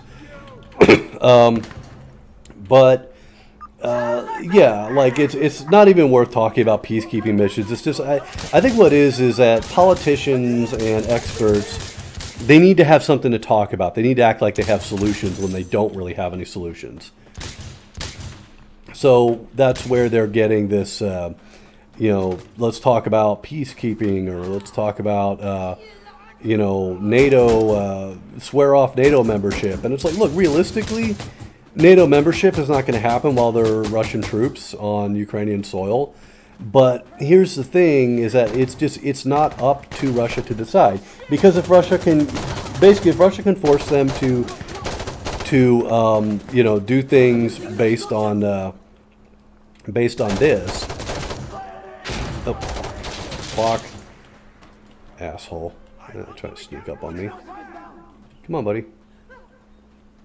Oh, where'd he go? Oh, now he comes back. Okay. What the hell was that? Guess that guy must have thrown it. We're on hotel? Okay. 4 deaths, not great.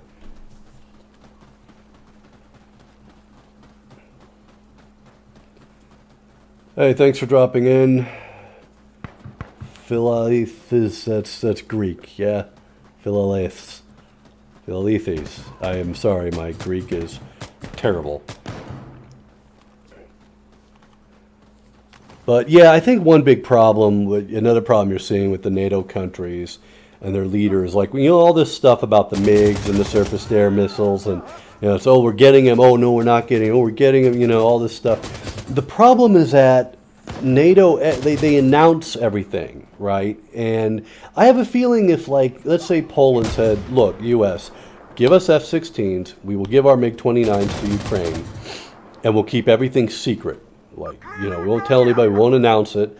I have a feeling that maybe, maybe the U.S. would have agreed, and maybe they would have agreed for them to be flown from Germany or whatever, but that's not how they do things. What happens is someone publicly announces, yeah, please shoot that person. Thank you.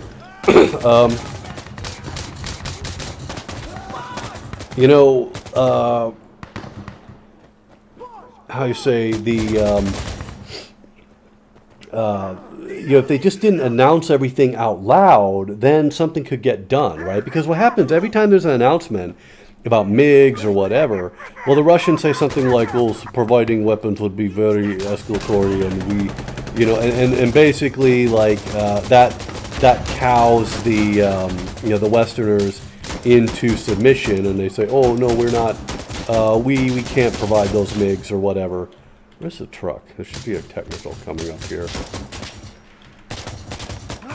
There it is.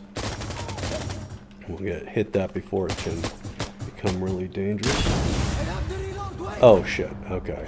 You know what I forgot to do? We gotta do a takbir. Allahu Akbar. Oh my god. That was bad. Okay. Maybe if there is a supply crate. Do we have a supply crate here? Yes. Yes. Now you guys are fucked. I'm coming for you.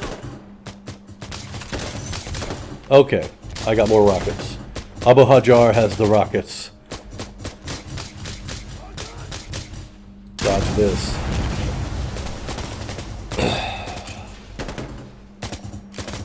Okay. Yeah, about Germany, God, German policy towards Russia. Yeah, I can tell you, you know, I think it has to do with the, you know, with the war mainly, because you notice, like, if you ever read the way the ex-Wehrmacht generals talked about the war, they always talk about the Russians, right? It's just Russians, and even German historians, they talk about the German-Russian war. There's a book I was reading, Enduring the Whirlwind, and it talks about the Russo-German War or something like that. I'm like, no. Soviet-German War, fine, but don't say Russo. You know, it's so insulting, but also just inaccurate, right? And so there's this like mentality. There seems to be this mentality in Germany, and I haven't really spent much time in Germany. I've known a lot of Germans, but haven't really discussed a lot of this with them. But this mentality that, you know, Russia is a country they have to deal with, and those other countries between they don't really have to take seriously. And so, for example, there was a time when there was some controversy over the last German foreign minister, you know, before Baerbock, who had said something like, you know, it was about Nord Stream 2, and they were saying, you know, with Russia, we have to consider our history and what we had done to Russia in World War II. And people were pointing out that, like, excuse me, you invaded Ukraine, invaded and totally occupied Ukraine and Belarus, you know, but they act like that was all just Russia because it was controlled by Moscow at the time, right? And someone had pointed out, they said, you know, the same type of person there who says something like, well, we owe Russia for what we did to Russia in the war, that would be the same type of person who would basically laugh at Poland asking for reparations from Germany. And there are some Poles who apparently have asked for that. It does seem that way, yeah. It does seem like they see these Eastern European states as like buffer states, and there's a lot of affinity for, you know, for Russia there. And I mean, I'm just talking about what I've seen, you know, with the leadership and everything. Yeah, denuclearization is terrible. I mean, it's terrible for the whole planet, you know, but terrible, you know, in terms of geopolitics.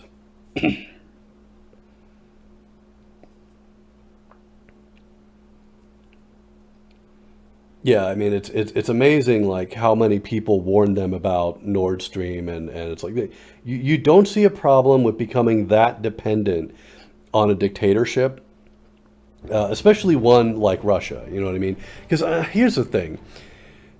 Saudi Arabia is not a great state, right? But and they do bad things in terms of like foreign policy as well. But Saudi Arabia, you don't see them like trying to conquer countries for the most part, right? And that's what tends to cause these problems, these problems that become much bigger problems. And of course, you know, we have had in the U.S. we had problems depending on foreign oil as well, because there was the, you know, the 70s oil embargo. Okay. Where is everybody? Where is everybody?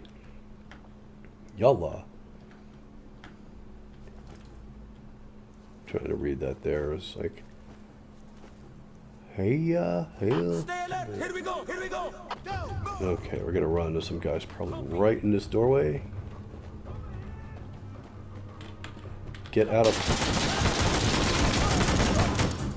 Okay. Don't need you guys blocking the door.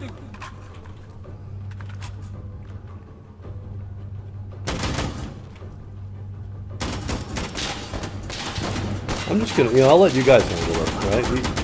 You seem pretty competent.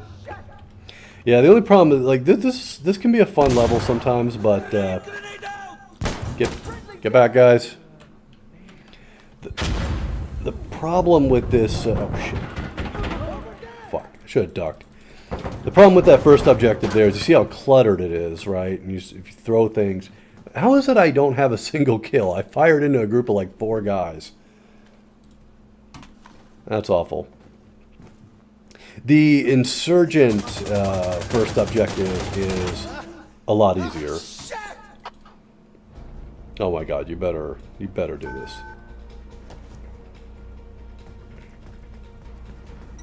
Now, good. Please kill that guy. Okay. Yeah, this level's a pain in the ass in the early part because of all the office clutter and shit like that, but in the later objectives it gets kind of fun.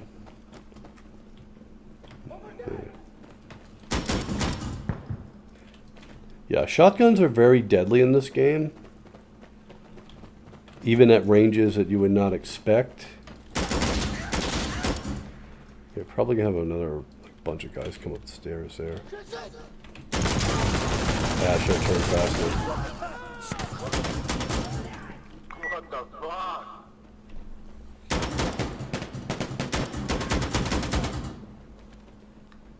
I shouldn't have picked this map. I voted for this. I'm responsible. And of course, no one's got an incendiary grenade, so we gotta wait for them to stick around. Kill him and clean up.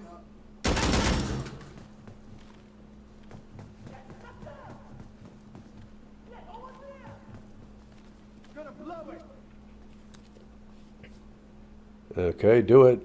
Do it, dude. Clear up. You catch that guy's handle? An anal collapse. Who is shooting at me? Someone is shooting at me with a shotgun and I can't see him. I do not like that. These cubicles are a huge problem. Oh really? Wow. Well, that's sad. You know, there's a lot of celebrities going very quickly. This this in the past few years. I don't know if it's COVID related. Also, by the way, now a very different situation. Vladimir Zhirinovsky supposedly was dead, but I don't know. It's not clear. I think he's in a coma or something. There's a guy out here. We need to get out of here. I hate when you're getting shot at by people you cannot see.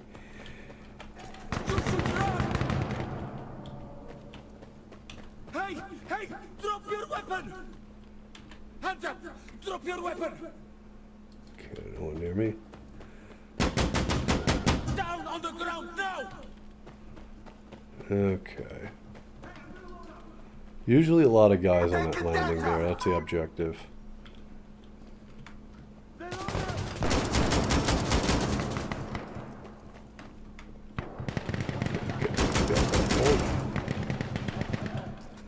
Ammo check. Okay, yeah, so Zhirinovsky was the LDPR leader, yeah. As for drones, like, drones are being used to very good effect. The TB2s seem to be doing very well. Do I have an observer? I don't have an observer. Gonna get hit by that. Yeah, the TB2s have, they're still scoring really good hits. Ironically, many of the hits are on surface-to-air missile systems and other air defense systems, like exactly the thing that's supposed to protect from the drones. But yeah, TB2 is a good drone. What I really wish they could get would be the Bayraktar Akinci. Yeah, shoot that guy, please. Yeah. The Akinci I think it has a much higher service ceiling. It's a much bigger drone, and it looks really cool for one thing. But it's also the first UAV that can use that can fire air-launched cruise missiles. There is a Turkish-made air-launched cruise missile called the Somme that this thing can use. And if they had that, ooh, that would be really nice. I'm sure they could use that to take out a lot of the Russian long-range artillery that's shelling cities like Kharkiv and Mariupol and stuff like that. As for Shoigu heart attack, I don't believe that. As far as I know, the source was Anton Heroshenko, who is I believe he's still a Rada deputy in Ukraine, and so I don't see why he would be privy to that information. Suicide bomber there. But in any case, Shoigu's not having a good time. Let's leave it at that. Good to go. Okay, ready. I would not want to be in Shoigu's shoes. He's got that nice, massive mansion, but maybe not for long, right? That guy's throwing something.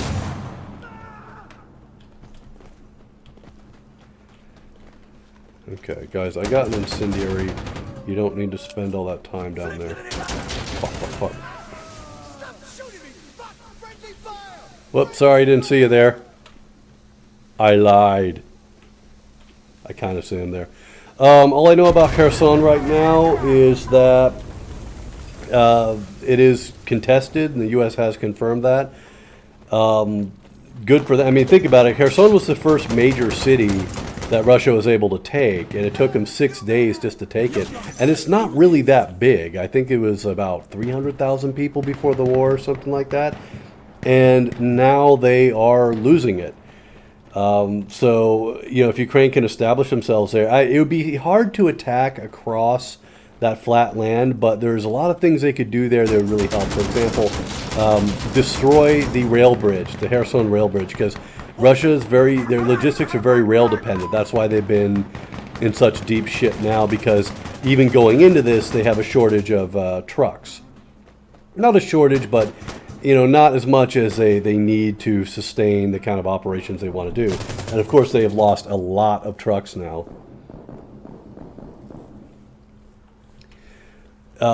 Excuse me.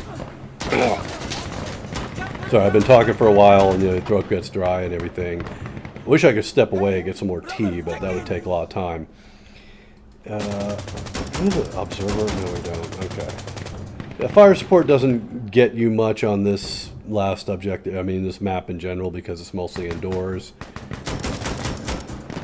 And basically, this is just a turkey shoot. Stand now, wait. Hold on.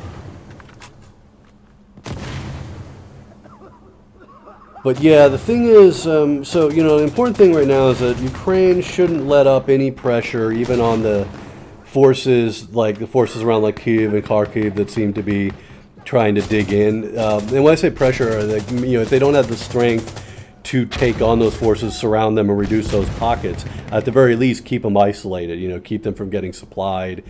And if they can just do that, eventually those pockets will have to, they'll have to surrender, right? I mean, no food, no ammo, no fuel, you can't fight anymore. It's that simple, right? So they got to keep up the pressure, because once you start getting mass surrenders, we talk about humiliating Putin. When you get mass surrenders, you get thousands of guys just giving up because they have no food.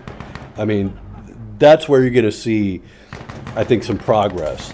And another thing is, when they, when the so-called the proxy forces, LNR, DNR, when they start to get wind that our protectors are getting really, hammered, and they might abandon us at any moment, that's when I think you'll see some really significant changes happening.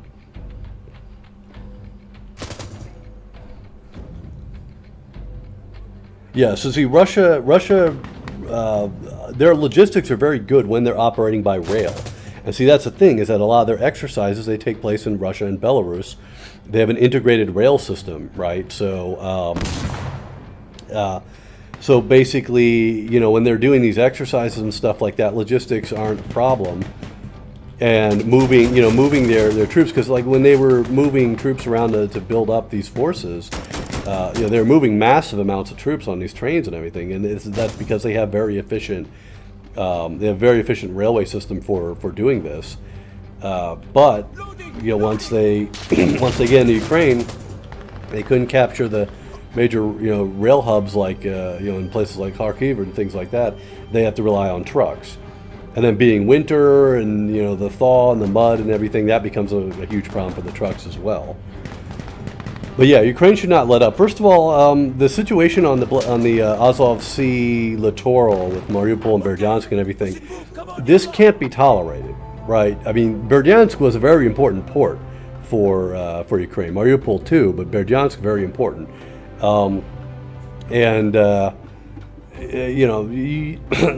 They can't just let them get away with cutting them off from an entire, two major ports, right, and cutting them off from the Azov Sea, right. So that's why, anything. I mean, even like I said, I don't even think it should go back to 2014 status quo. I realize that Russia is going to try to claim Crimea for its own, but at some point, Ukraine will be able to say, "Hey, look, how many guys do you want to lose exactly?" You know what I mean? Especially when they start getting these guys surrounded in pockets, they can just say, like, how much of this material and these men do you want to lose exactly? And then again, like if they go back to 2014 status quo, let's say without Donbass, let's say they just hold the Crimea, then the West can just say, well, the sanctions stay in place. There you go. Until you at least start talking on Crimea, because Crimea is going to be difficult because, Russia, first of all, engaged in what you could say like ethnic cleansing and resettlement in Crimea for decades, right? And while it is not true that a majority of the Crimean people, in fact, about a third of people in the Crimea even voted in that so-called referendum at all. And of them, it was just about like over 50% that voted for, annexation, basically. Excuse me. So in the case of Crimea, Russia, once they took over it, they militarized it, right? And you see how they persecute like Crimean Tatars, especially. And let me observer. Here we go. And so it needs to go back to Ukraine, but I can understand how this is going to be tricky when Russia tries to claim that as its own territory, right? So you probably have to have some kind of like, OSCE monitoring situation or something like that. And the question is like how to get Russia to agree to that. Well, again, sanctions. To say, look, we're just going to keep ramping up the pressure on you until you behave. I mean, and the Russians hate that. They hate feeling like they're being scolded like little kids or something. But it's like, what? Stop acting this way, And they'll always say, oh, what about America? America does this or whatever. But here's the thing they don't get. And a lot of people will be upset hearing about this. And I want to say this doesn't just apply to the United States.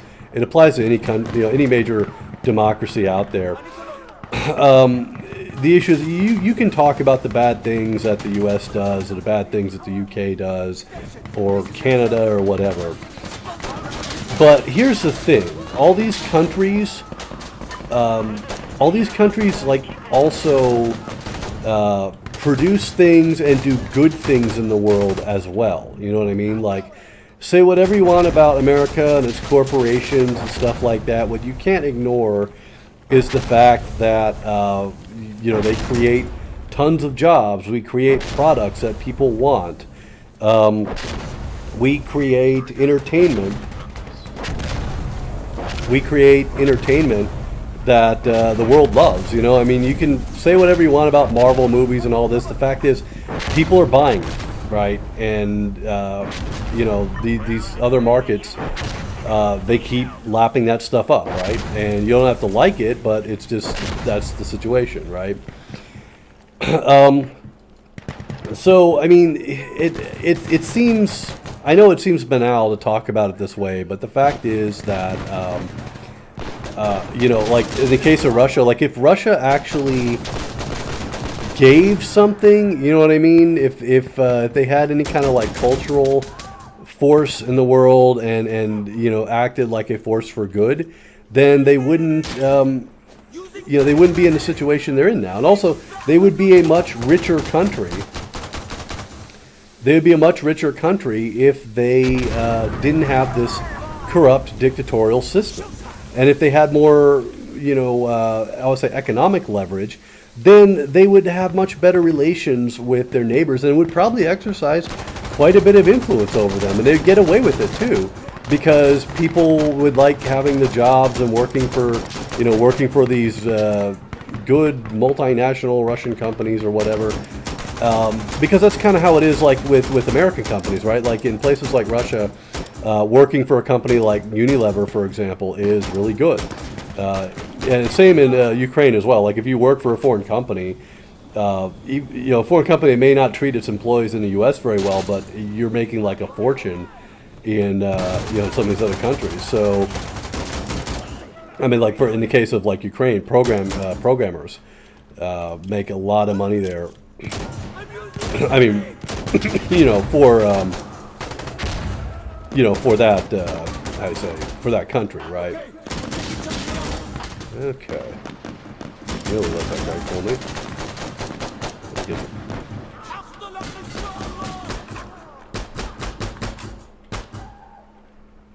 Yeah, so I'm trying to catch up on the questions. Yeah, so if you missed the beginning of the stream, you can always watch the earlier part. We talked in my last stream, the Quake one. We didn't talk as much about the war and stuff. We've been talking about a lot in this one, so by all means, you know, go back later and check it out.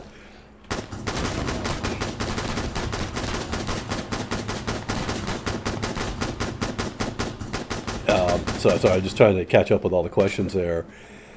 But yeah, this one I think we've been talking about more serious topics, and I do encourage people to, you know, if you just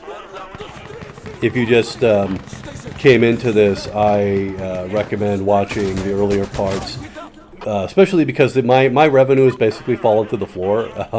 The thing is, when I think what it is, when they age restricted my best performing video, which is the Varibu video, it basically killed my revenue. It's not just the age restriction, it's also ad suitability. I think they go hand in hand. It's bullshit, though. I can tell you exactly why they did this. If you, in my Varibu video, when I was talking, the part where I'm talking about Franz Halder and the rehabilitation of, you know, Wehrmacht generals, there's a part where I talk about. What are you doing? Yeah, excuse me. There's a part of that where I talk about. I'm just I'm trying to do my job and follow the commander here. I don't know what he's doing though. But there's a part in there where I talk about the war crimes, right?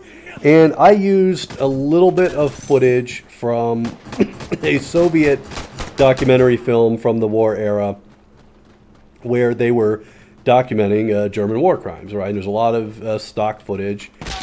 It's a newsreel, and who's doing that? There's a lot of this like newsreel footage of basically the aftermath of German mass killings on the Eastern Front. You see people taking these frozen bodies and putting them into mass graves. But it's, you know, this is grainy original newsreel footage from the you know, for about 1942 or so. And get out of the way. Like, either kill them or get out of my way, dude. Okay. Jesus. Anyone want to come in here? I mean, this is the objective, guys. Okay, good idea. Station! This is observer calling for air support. Send minigun support to Someone is behind you, dude. There he is. Okay. Loading! Okay, okay. Shouldn't have stood up there. I was trying to hit the Z key. And I'm back. Okay, at least I got a bunch of kills from the minigun.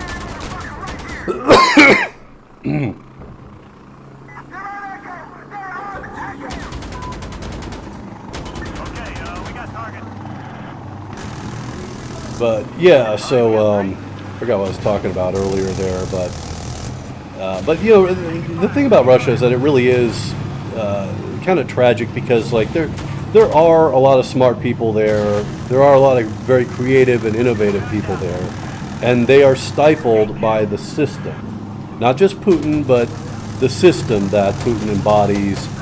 That system where everything has to come down to sort of like almost like a feudal clan system, and it always has to be, you know, either it's like a bunch of warring oligarchs, or you get, you know, this how I say, it sort of coalesces around an authoritarian figure like Putin, or you know, another time Stalin, for example. And so what it does is it just keeps the country in this perpetual cycle of like poverty and instability, and then you know, some kind of revolution, and there's a chance for change. Holy shit, that guy was completely in cover.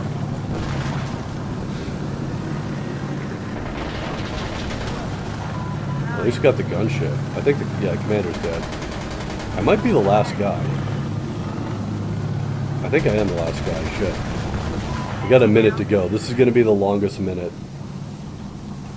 Yeah, I guess you could call it Thieves system. Oh, good. We got another guy. Please do not... Don't block the doorways.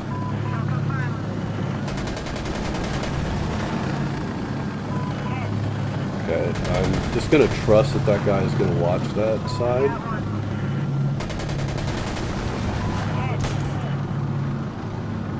Getting a lot of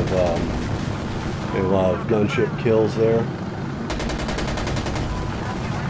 But yeah, oh, you know what? Jeez, I got completely sidetracked there and forgot about how I was explaining why my best performing video got age restricted. So I used a little bit of that newsreel footage of the German war crimes on the Eastern Front. And there's even like things superimposed on the screen, and it's just a few seconds each time. But they were like, well, these are dead bodies. And I'm thinking, like, you know, when I was a kid in junior high, we had to learn about the Holocaust, and we would not see, like, extremely graphic stuff, but you would see... Oh, it's not bad. You know, you would be shown pictures or maybe newsreel footage of the bodies, of the aftermath of the camps and everything like that. And we were well under 18, right? But in my video, which is supposed to be educational, you get a few seconds of grainy newsreel footage of frozen dead bodies from German war crimes on the Eastern Front, and apparently that's not suitable for anyone under 18. I mean, come on. I mean, it's absolutely nonsense, right? But because of that age restriction, it means there's also an ad suitability thing. So it runs limited ads, and you only get... okay, I'll try this one. No, not at night. Not at night. What is wrong with you? Night maps suck.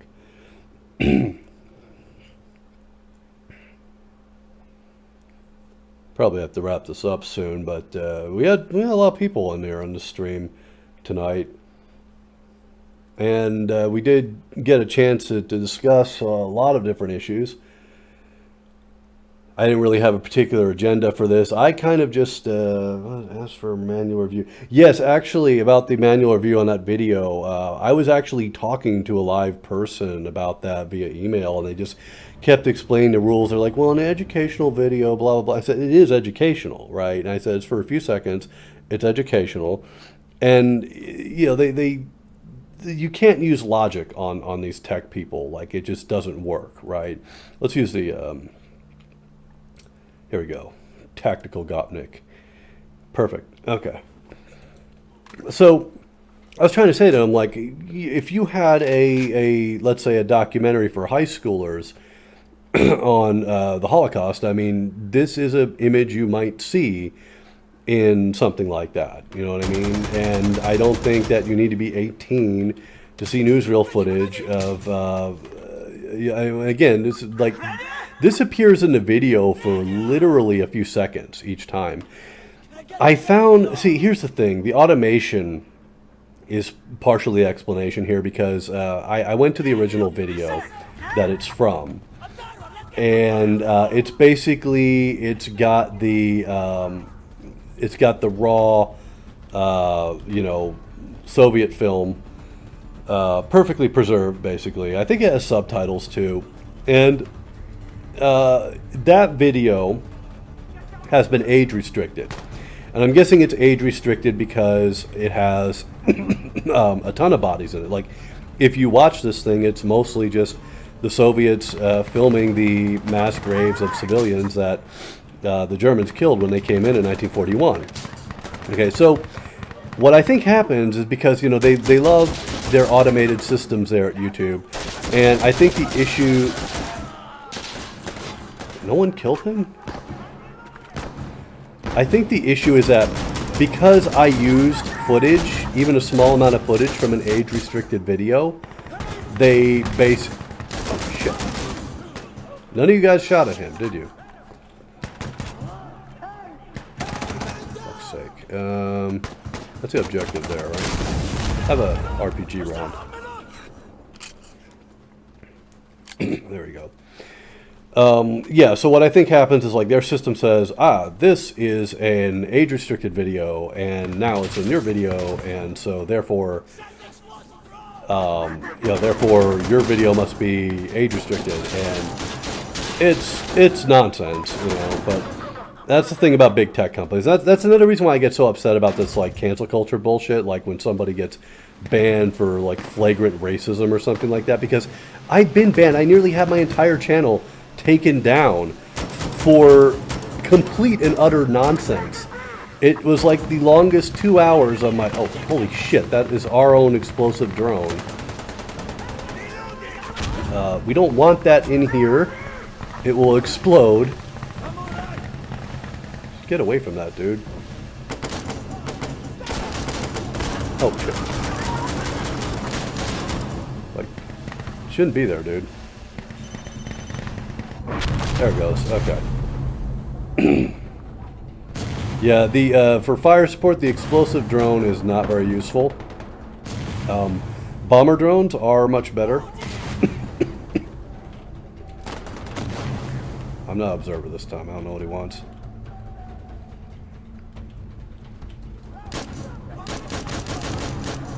That guy's handle is hilarious. I've seen funnier ones. I saw one guy had a one guy in a match. He had a handle that was like a parody about Ben Shapiro or something. I wish I remember what it was. Okay, looks like we're good. Whose artillery is that, I wonder? Okay.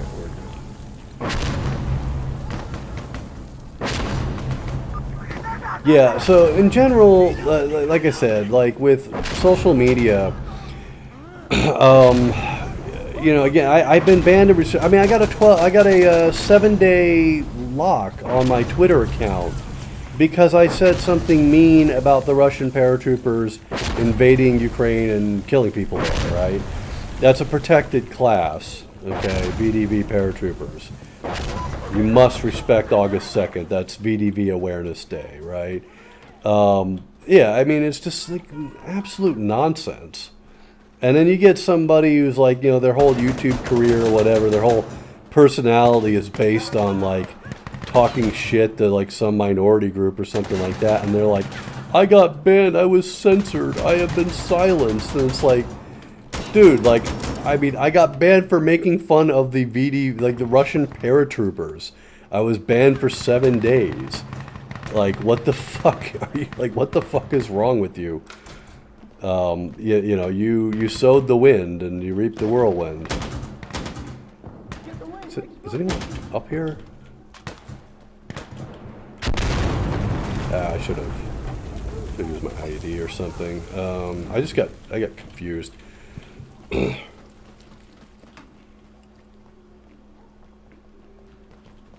I think I'm a bit like out of it because like, you ever been like tired but you're not sure you're tired? I just had a long day today. You know, I get up, I work, went to the gym, I went for a long walk. There's a lot of stuff going on. There's D up here.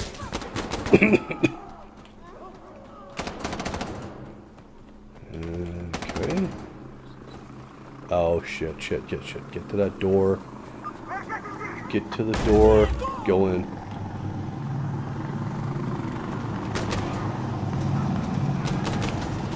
It's upstairs.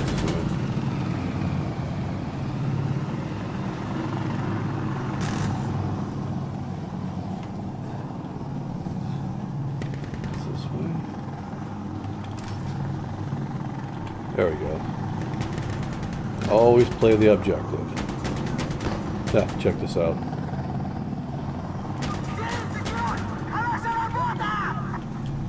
Okay.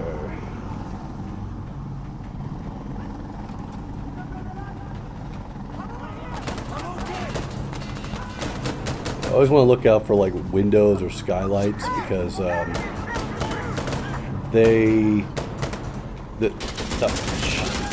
the helicopters, they will sometimes, you know, see you through a little bit of a window or something like that, and they'll kill you just as dead.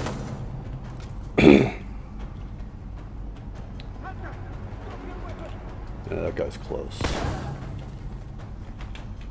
We just lost that guy over there.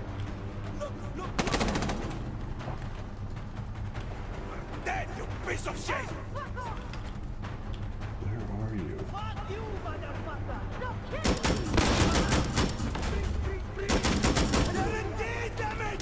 Ah, god damn it.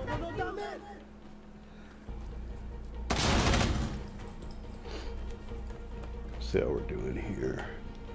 Ah, not great. We only got 2 objectives. Yeah, it's better to start over. Clean start. See if we got any awards here.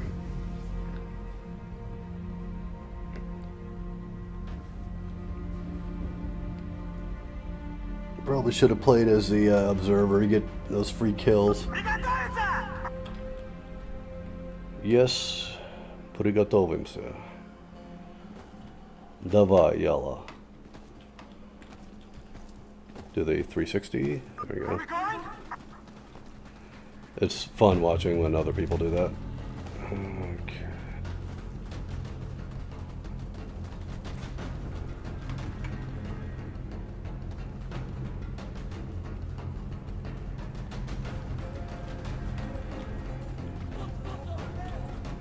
Yes, go and draw fire. Thank you.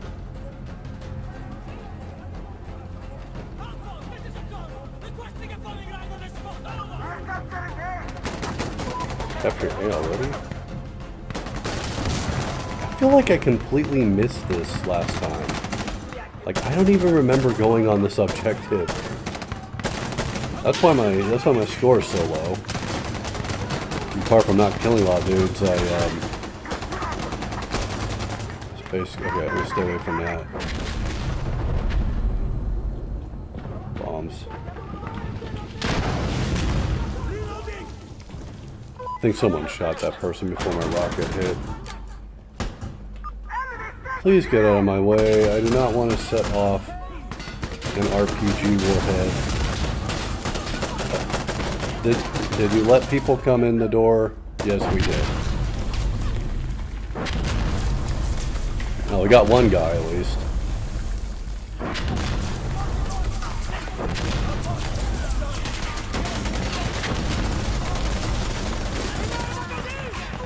Well, at least it wasn't one of my own team members. Yeah, someone's watching the doors now. If you had the perfect team in this game, everyone would like clear the objective and then watch a door, basically. No one wants to do that though, because sometimes you won't get any kills. Sometimes very few bots will come from that direction, or they won't try to come in there. And so what happens is you'll have very low kills. But when people do that, when people watch their sector, you don't have someone walk up behind you and kill you. Well, that was a nice artillery hit there. That was our mortars.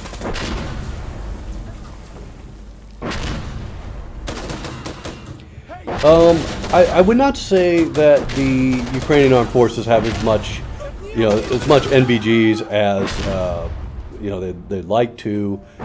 I'm sure they're in short supply, but they're apparently using them, I think. I know that the U.S. Wow, 1 kill in this round, great. But I believe that probably they are, especially the special forces, are carrying out some night actions, and perhaps that Berdyansk thing had something to do with that. Just because they noticed that, like, the Russians are they're only doing attacks in the day. And they have been seen like using flares during some of their night actions. So that says that they don't have a lot of NVGs. You talking about Rainbow Six Siege? I don't know. I haven't played Rainbow Six since Rogue Spear. Okay, so yeah, it's been a long time. I don't even understand what Rainbow Six Siege is supposed to be. I know it's like basically like I want to say like an arena shooter, but everyone's got like a special ability, like Overwatch or something. I'm just sounding extremely elderly by talking this way. Ah, that's what I was doing wrong last round. Yeah, I just ran past the objective, nearly did it a second time. I didn't get on the objective in time.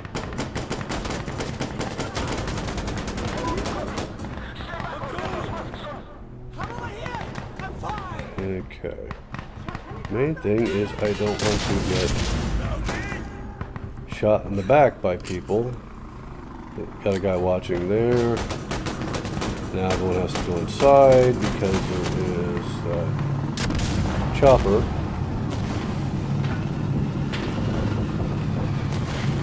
Okay, I'm just gonna hide this corner here.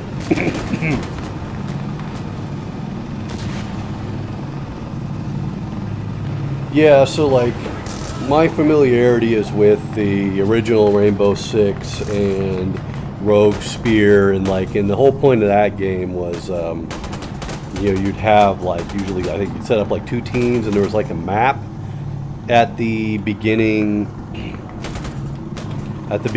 of the of every mission. Like you'd have a map, and you could like map out the path you wanted each team to take, or at least like the AI team, because you would be leading the other team.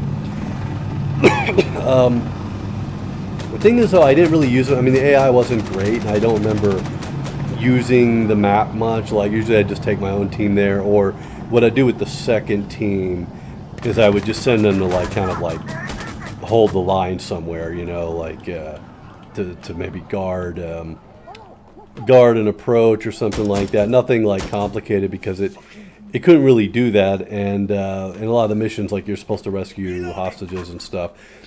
The other thing is that in the original Rainbow Six games, even the second one, Rogue Spear, there just wasn't a lot to you don't have a lot of enemies, right? So it's it's like counterterrorism or whatever. It's not like you're not in a battle, you know what I mean?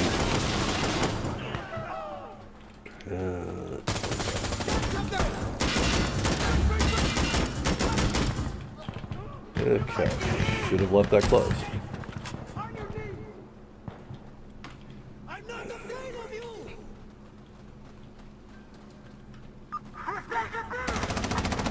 Where did he come from?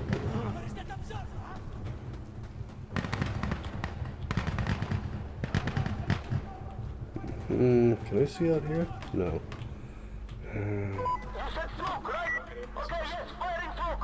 Why is he firing smoke? In co-op, there's like little point in using your smoke mortars. Oh, helicopter. Shit. I guess I'll have to stay here. Pretty well covered here. And I can use like enfilading fire.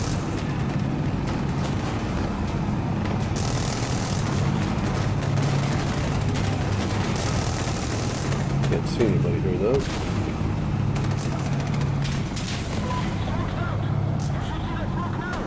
Okay, he'll watch my back, hopefully. There we go. Still got it. Oh, so Siege has a co-op mode. Okay. I'm not a big fan of like PvP tactical shooters, just because like it's about the whole like realism thing, because it often just comes down to, do you see them first or do they see you first, right? And like, I appreciate they're trying to be realistic and everything, but I never feel it can really be realistic, because in real life, like, I don't have to press a button to do something, right? Like, I want to look somewhere, I turn my head, you know what I mean? I don't know why I put the artillery over there.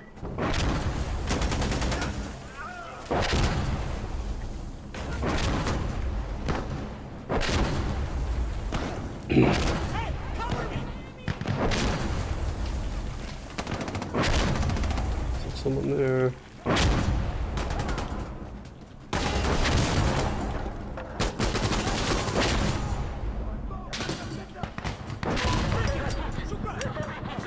Oh shit, didn't see that guy. Leave, dude.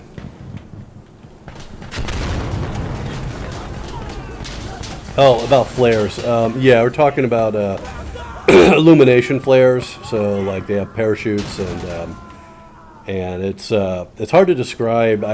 We used them in basic training on some of the courses, and it's quite interesting sight the way flares are. Interesting to see them at a distance too, because I believe that there are there's kind of a famous. There was a famous UFO sighting over my hometown, Phoenix, and shit, there's someone there.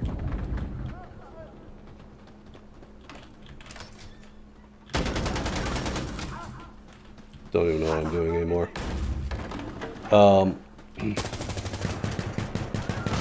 But yeah, so as I was saying, there's a famous UFO sighting from the 1990s. Oh, shit, walked right into that guy. It was from the 1990s, and the so-called Phoenix Lights, and basically they were just parachute flares, and when you see them and you don't know what they are, they will act kind of strangely, and so it'll be this like strange light in the sky, and if you're not familiar with them, it would look very unusual.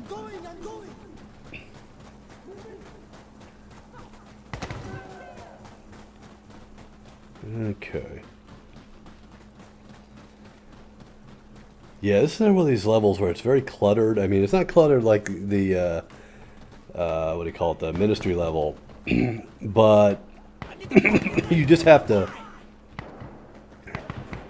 watch. It's very built up. So you have to watch a lot of different approaches and angles. They're coming from all sorts of directions, and it's also more verticality.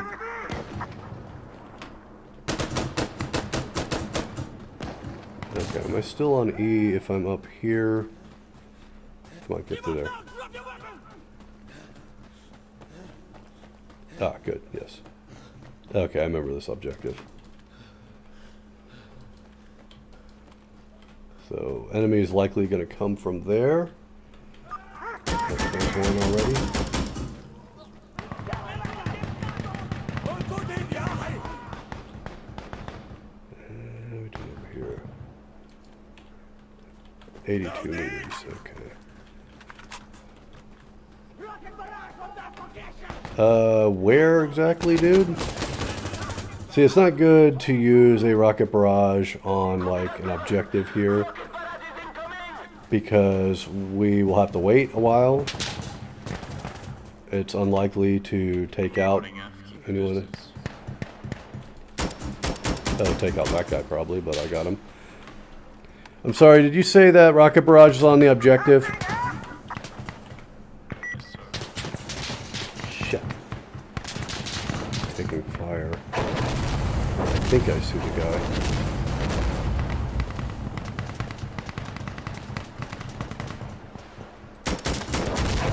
I hope this is the only one. I think there's another. Yeah, there's another.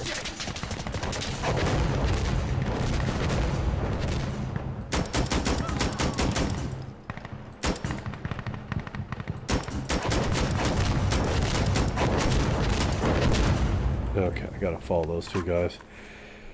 Shit, I'm not gonna take F.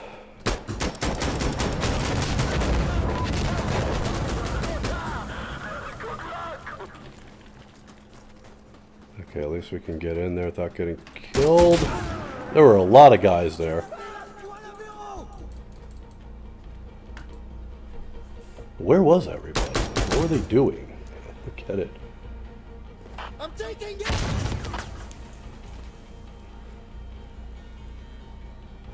That's not a good place to be. Because see this corner to his left right there? Someone can walk in there and they'll hit him with a shotgun like really quickly. I wasn't paying attention.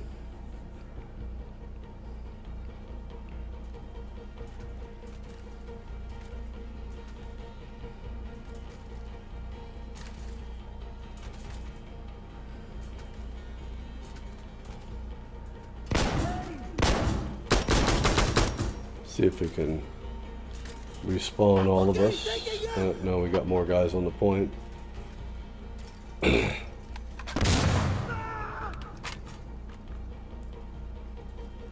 think I just hit himself with a flashbang grenade. Okay, if he's capturing now, probably be okay.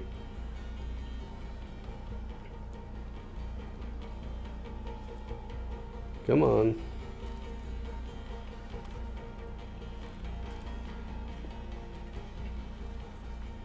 You can see he's got the G3 there.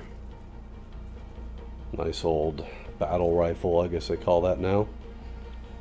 7.62 by 51 NATO. Okay. Let's try to get some more kills. We don't have many objectives, unfortunately. We'll try to make up for this, though.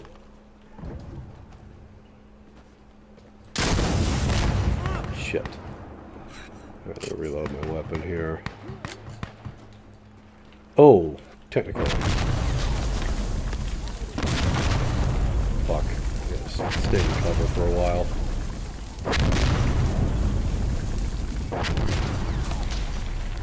The security artillery doesn't fire as many shells as the mortar, so.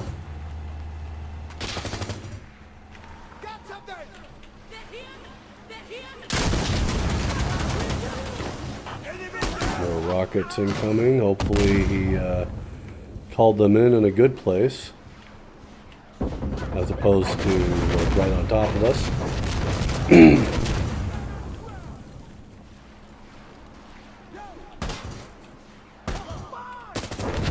I lost one guy.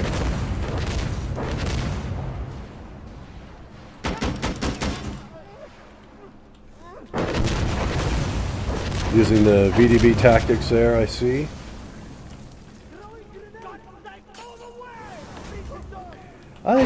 I don't know. Fuck, those are our rockets. I don't know any game that simulates backblast, but if there was one that does, it's probably something like Squad or Postscriptum or Hell Let Loose. You know, there's a lot of these like multiplayer only games out there. They're supposed to be really, I guess you might call them like Milsim or something. They're supposed to be like really accurate, but my problem with all them is just that I don't want to talk to a bunch of people I don't know. Like here, You see, I barely talk to anybody. I don't really need to. And, you know, that's the way I like it. Like, I don't know these people. I don't want to have to be having a conversation with them just to get shit done. And you have to do that in a lot of these, you know, super accurate milsim games. Shit. She's like right behind me, isn't she? Someone is close. I'm throwing a bottle bomb. Losing it. Ah, shit. I need to pick up an explosive somewhere.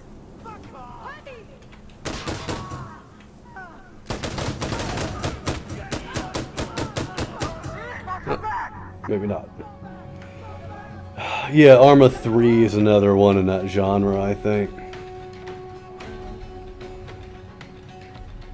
Didn't make any, okay. I might call it a night, but what I'm going to do is I'm just going to see what map that we get next. If it's a map I like, then play one more round. So it gives you more time to get in any questions. We've talked a lot about the war tonight. I understand a lot of people are curious about that, but you know, if you have any other topics, I'm pretty much open to everything. My mind is running on autopilot right now, so it's been like I said, it's been a long day. Oh, I do like Summit. I like Summit a lot. Hope we get the votes we need here. Excellent.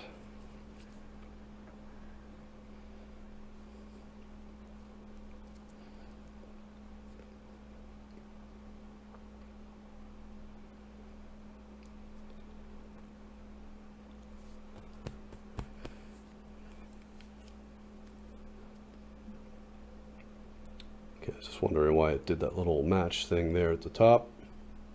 Oh, the kebab project. Yeah, no, I was just, you know, I was having dinner with my wife. I was like, you know, if I had a Turkish restaurant, what Bayraktar kebab, you know. Yeah, I was thinking like, you know, you have the logo, you'd have the Bayraktar there, and then, let's just use the, he's our Ukraine guy again. Demolitions, deploy. As for the question about the American food section, there is, I want to say, what are you doing, buddy? Okay. It's usually not like a particular section, but they do sell stuff. There's a chain of supermarkets there called, it's called Silpo. And Silpo has like all your gourmet foods, but also has like your imported stuff too. If you follow Neil Peterson, I feel like I'm saying his name right. He is Neil Peterson, right? It's not. If you follow him, he's shown some pictures from Silpo in Gulliver Mall. So there's a big shopping mall called Gulliver in Kyiv near the. It's near Palat Sportu metro station, and in the basement you have Silpo, and you can find anything you need there. He was posting some pictures from there. He was posting some pictures from there to show that, you know, you can still get all their, you know, food in Kyiv. The supermarkets are not like empty or whatever. Who the fuck is doing that? I can't see them. Ah, there you are. Okay, I gotta get out of here. Fuck, they took it without me. You know, it's funny, like, I am usually all about getting objectives to the point of, like, not getting kills. And here, I'm doing terrible at it. Of course, I wasn't chasing those guys on purpose. They were shooting at me. Glad I took care of that technical quickly. That technical is usually much more of a problem. Now, see, one issue about supermarkets is that, you know, sometimes you know, in Europe and Eastern Europe, you don't always know what you can get. So when you're trying to, like, when I was there, I remember I wanted to, like, really, I mean, when I say when I was there, I mean, like, the last time I was there. I wanted to actually like cook some stuff and prepare some stuff because I had to stay home most of the day because of work. And you go out and if you look at what they have available, it's like, oh shit, did you get killed? Okay, we gotta get over here. Fuck.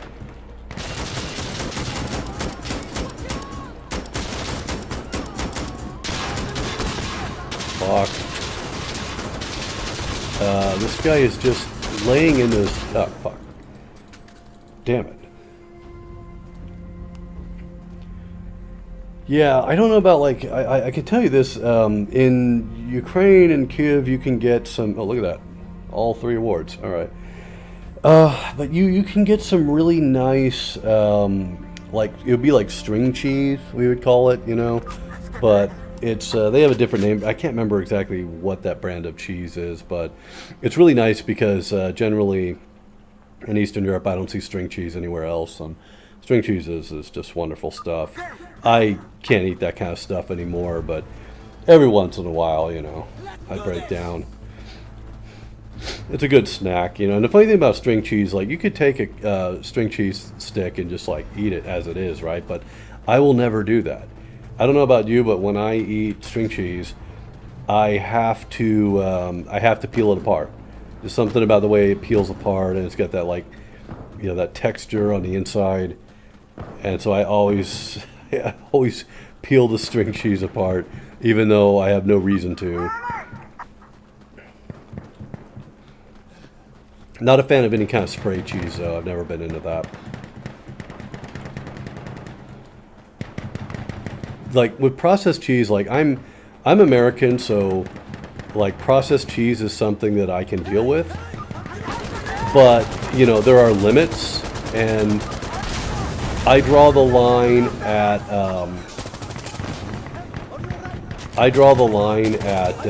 like Cheese Whiz and kind of like spray. Oh my god, is that all of us? Oh fuck! Now see, this is a problem that you get in some of these maps where here we can't be on the point because we will get shot. Shit. Like, yeah, what are you gonna do? There's no cover. There's nothing you can do there because that tunnel there where you'd actually have some cover is not on the objective. The building to the left where you'd have cover is not on the objective. So basically, what can you do? I mean, I usually like this map, but anytime you get anytime you have to defend that objective and there's a helicopter, like forget it. There's just no way.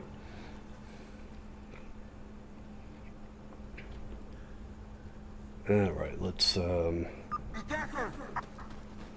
third try. We haven't even got past the first objective here. But yeah, I mean, on this level, sometimes you just get screwed,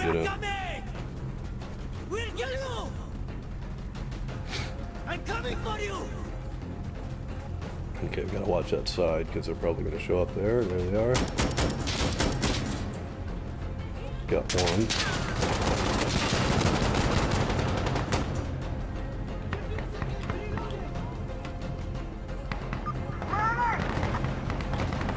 Okay, hopefully we don't get the helicopter. I mean, they were bringing...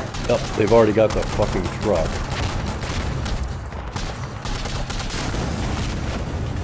At least all 3 times I just nuked that truck every time, but...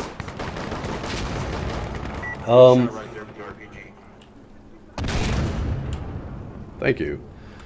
It's nice to get that feedback.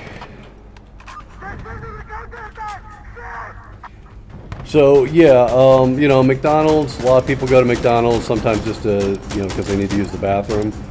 We're talking about fast food in Ukraine. Someone asked that. There is. Okay, so there. I'm trying to remember. Like one thing I want to talk about was McFoxy's, which does not exist anymore. Went out of business, but McFoxy's. This used to be. Eating at McFoxy's used to be a tradition for me. That was a local Ukrainian sort of McDonald's ripoff. They sold the type of food you would expect at a McDonald's. Like, shit. I can't see shit, and I know there are people there. Hopefully they don't move on me. Nice. Okay, yes, we heard a teammate, but we had no choice. We had to get those people off there. I can't see shit. Okay, there we go. Jesus. Enemy on A! Okay, now we can't see over there. Where are they?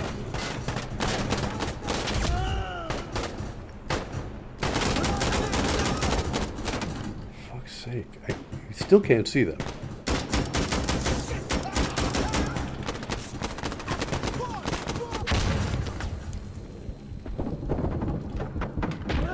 Where? Okay, wasn't there a guy over?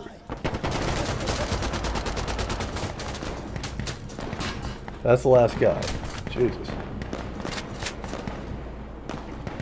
So KFC is also in Ukraine now, but Mick Foxy's had like a, you know, God, I can't believe this shit. I mean, we got screwed on the second round, but I mean, yeah, it's like you can't see anything. But yeah, so the thing about Mick Foxy's is that there was one by the main train station in Kyiv, and a lot of times when I went to Ukraine, I went by train. So, like, my tradition was when I was waiting to leave, you know, waiting for at the train station to leave, like, I would go to McFoxy's just to, you know, to eat there and use the Wi-Fi and everything. All right, we'll see what other map comes up. Yeah, that like, we really got screwed on that objective there. Summit security, that's better. Yeah, you know, I should probably just call it a night. I'm going to leave this match, but what I will do, see if I can customize the guy a little bit more. Let's see. I want to see if we can get a striped blue and yellow. Oh, we can't get that. That's too bad. Ah, navy. Navy, Vedeva. Okay, but we can't get what I actually want. Let's unlock this. It's the closest thing you can get to a black t-shirt on this guy. And put the armor on and that. Yeah, it looks pretty good. Looking good, dude. Okay, we will save this one then. We'll call him. Why is my keyboard not working? This is really odd. My backspace key is not working. What if I use delete? Okay. Oh, that's new. Okay, we'll just call this guy a striped t-shirt. And there he is with his AK. All right. Well, anyway, thanks for hanging out. If you missed anything, you can always go back and watch the earlier part of the stream. And I will catch you next time. And also working on Cyrillic Abuse 3. I may have a good chance of getting that done before I leave. So stay tuned for that. And of course, because my revenue on here has been pretty much destroyed, you can always check out my Patreon and support me there. So thanks for watching, and that's it.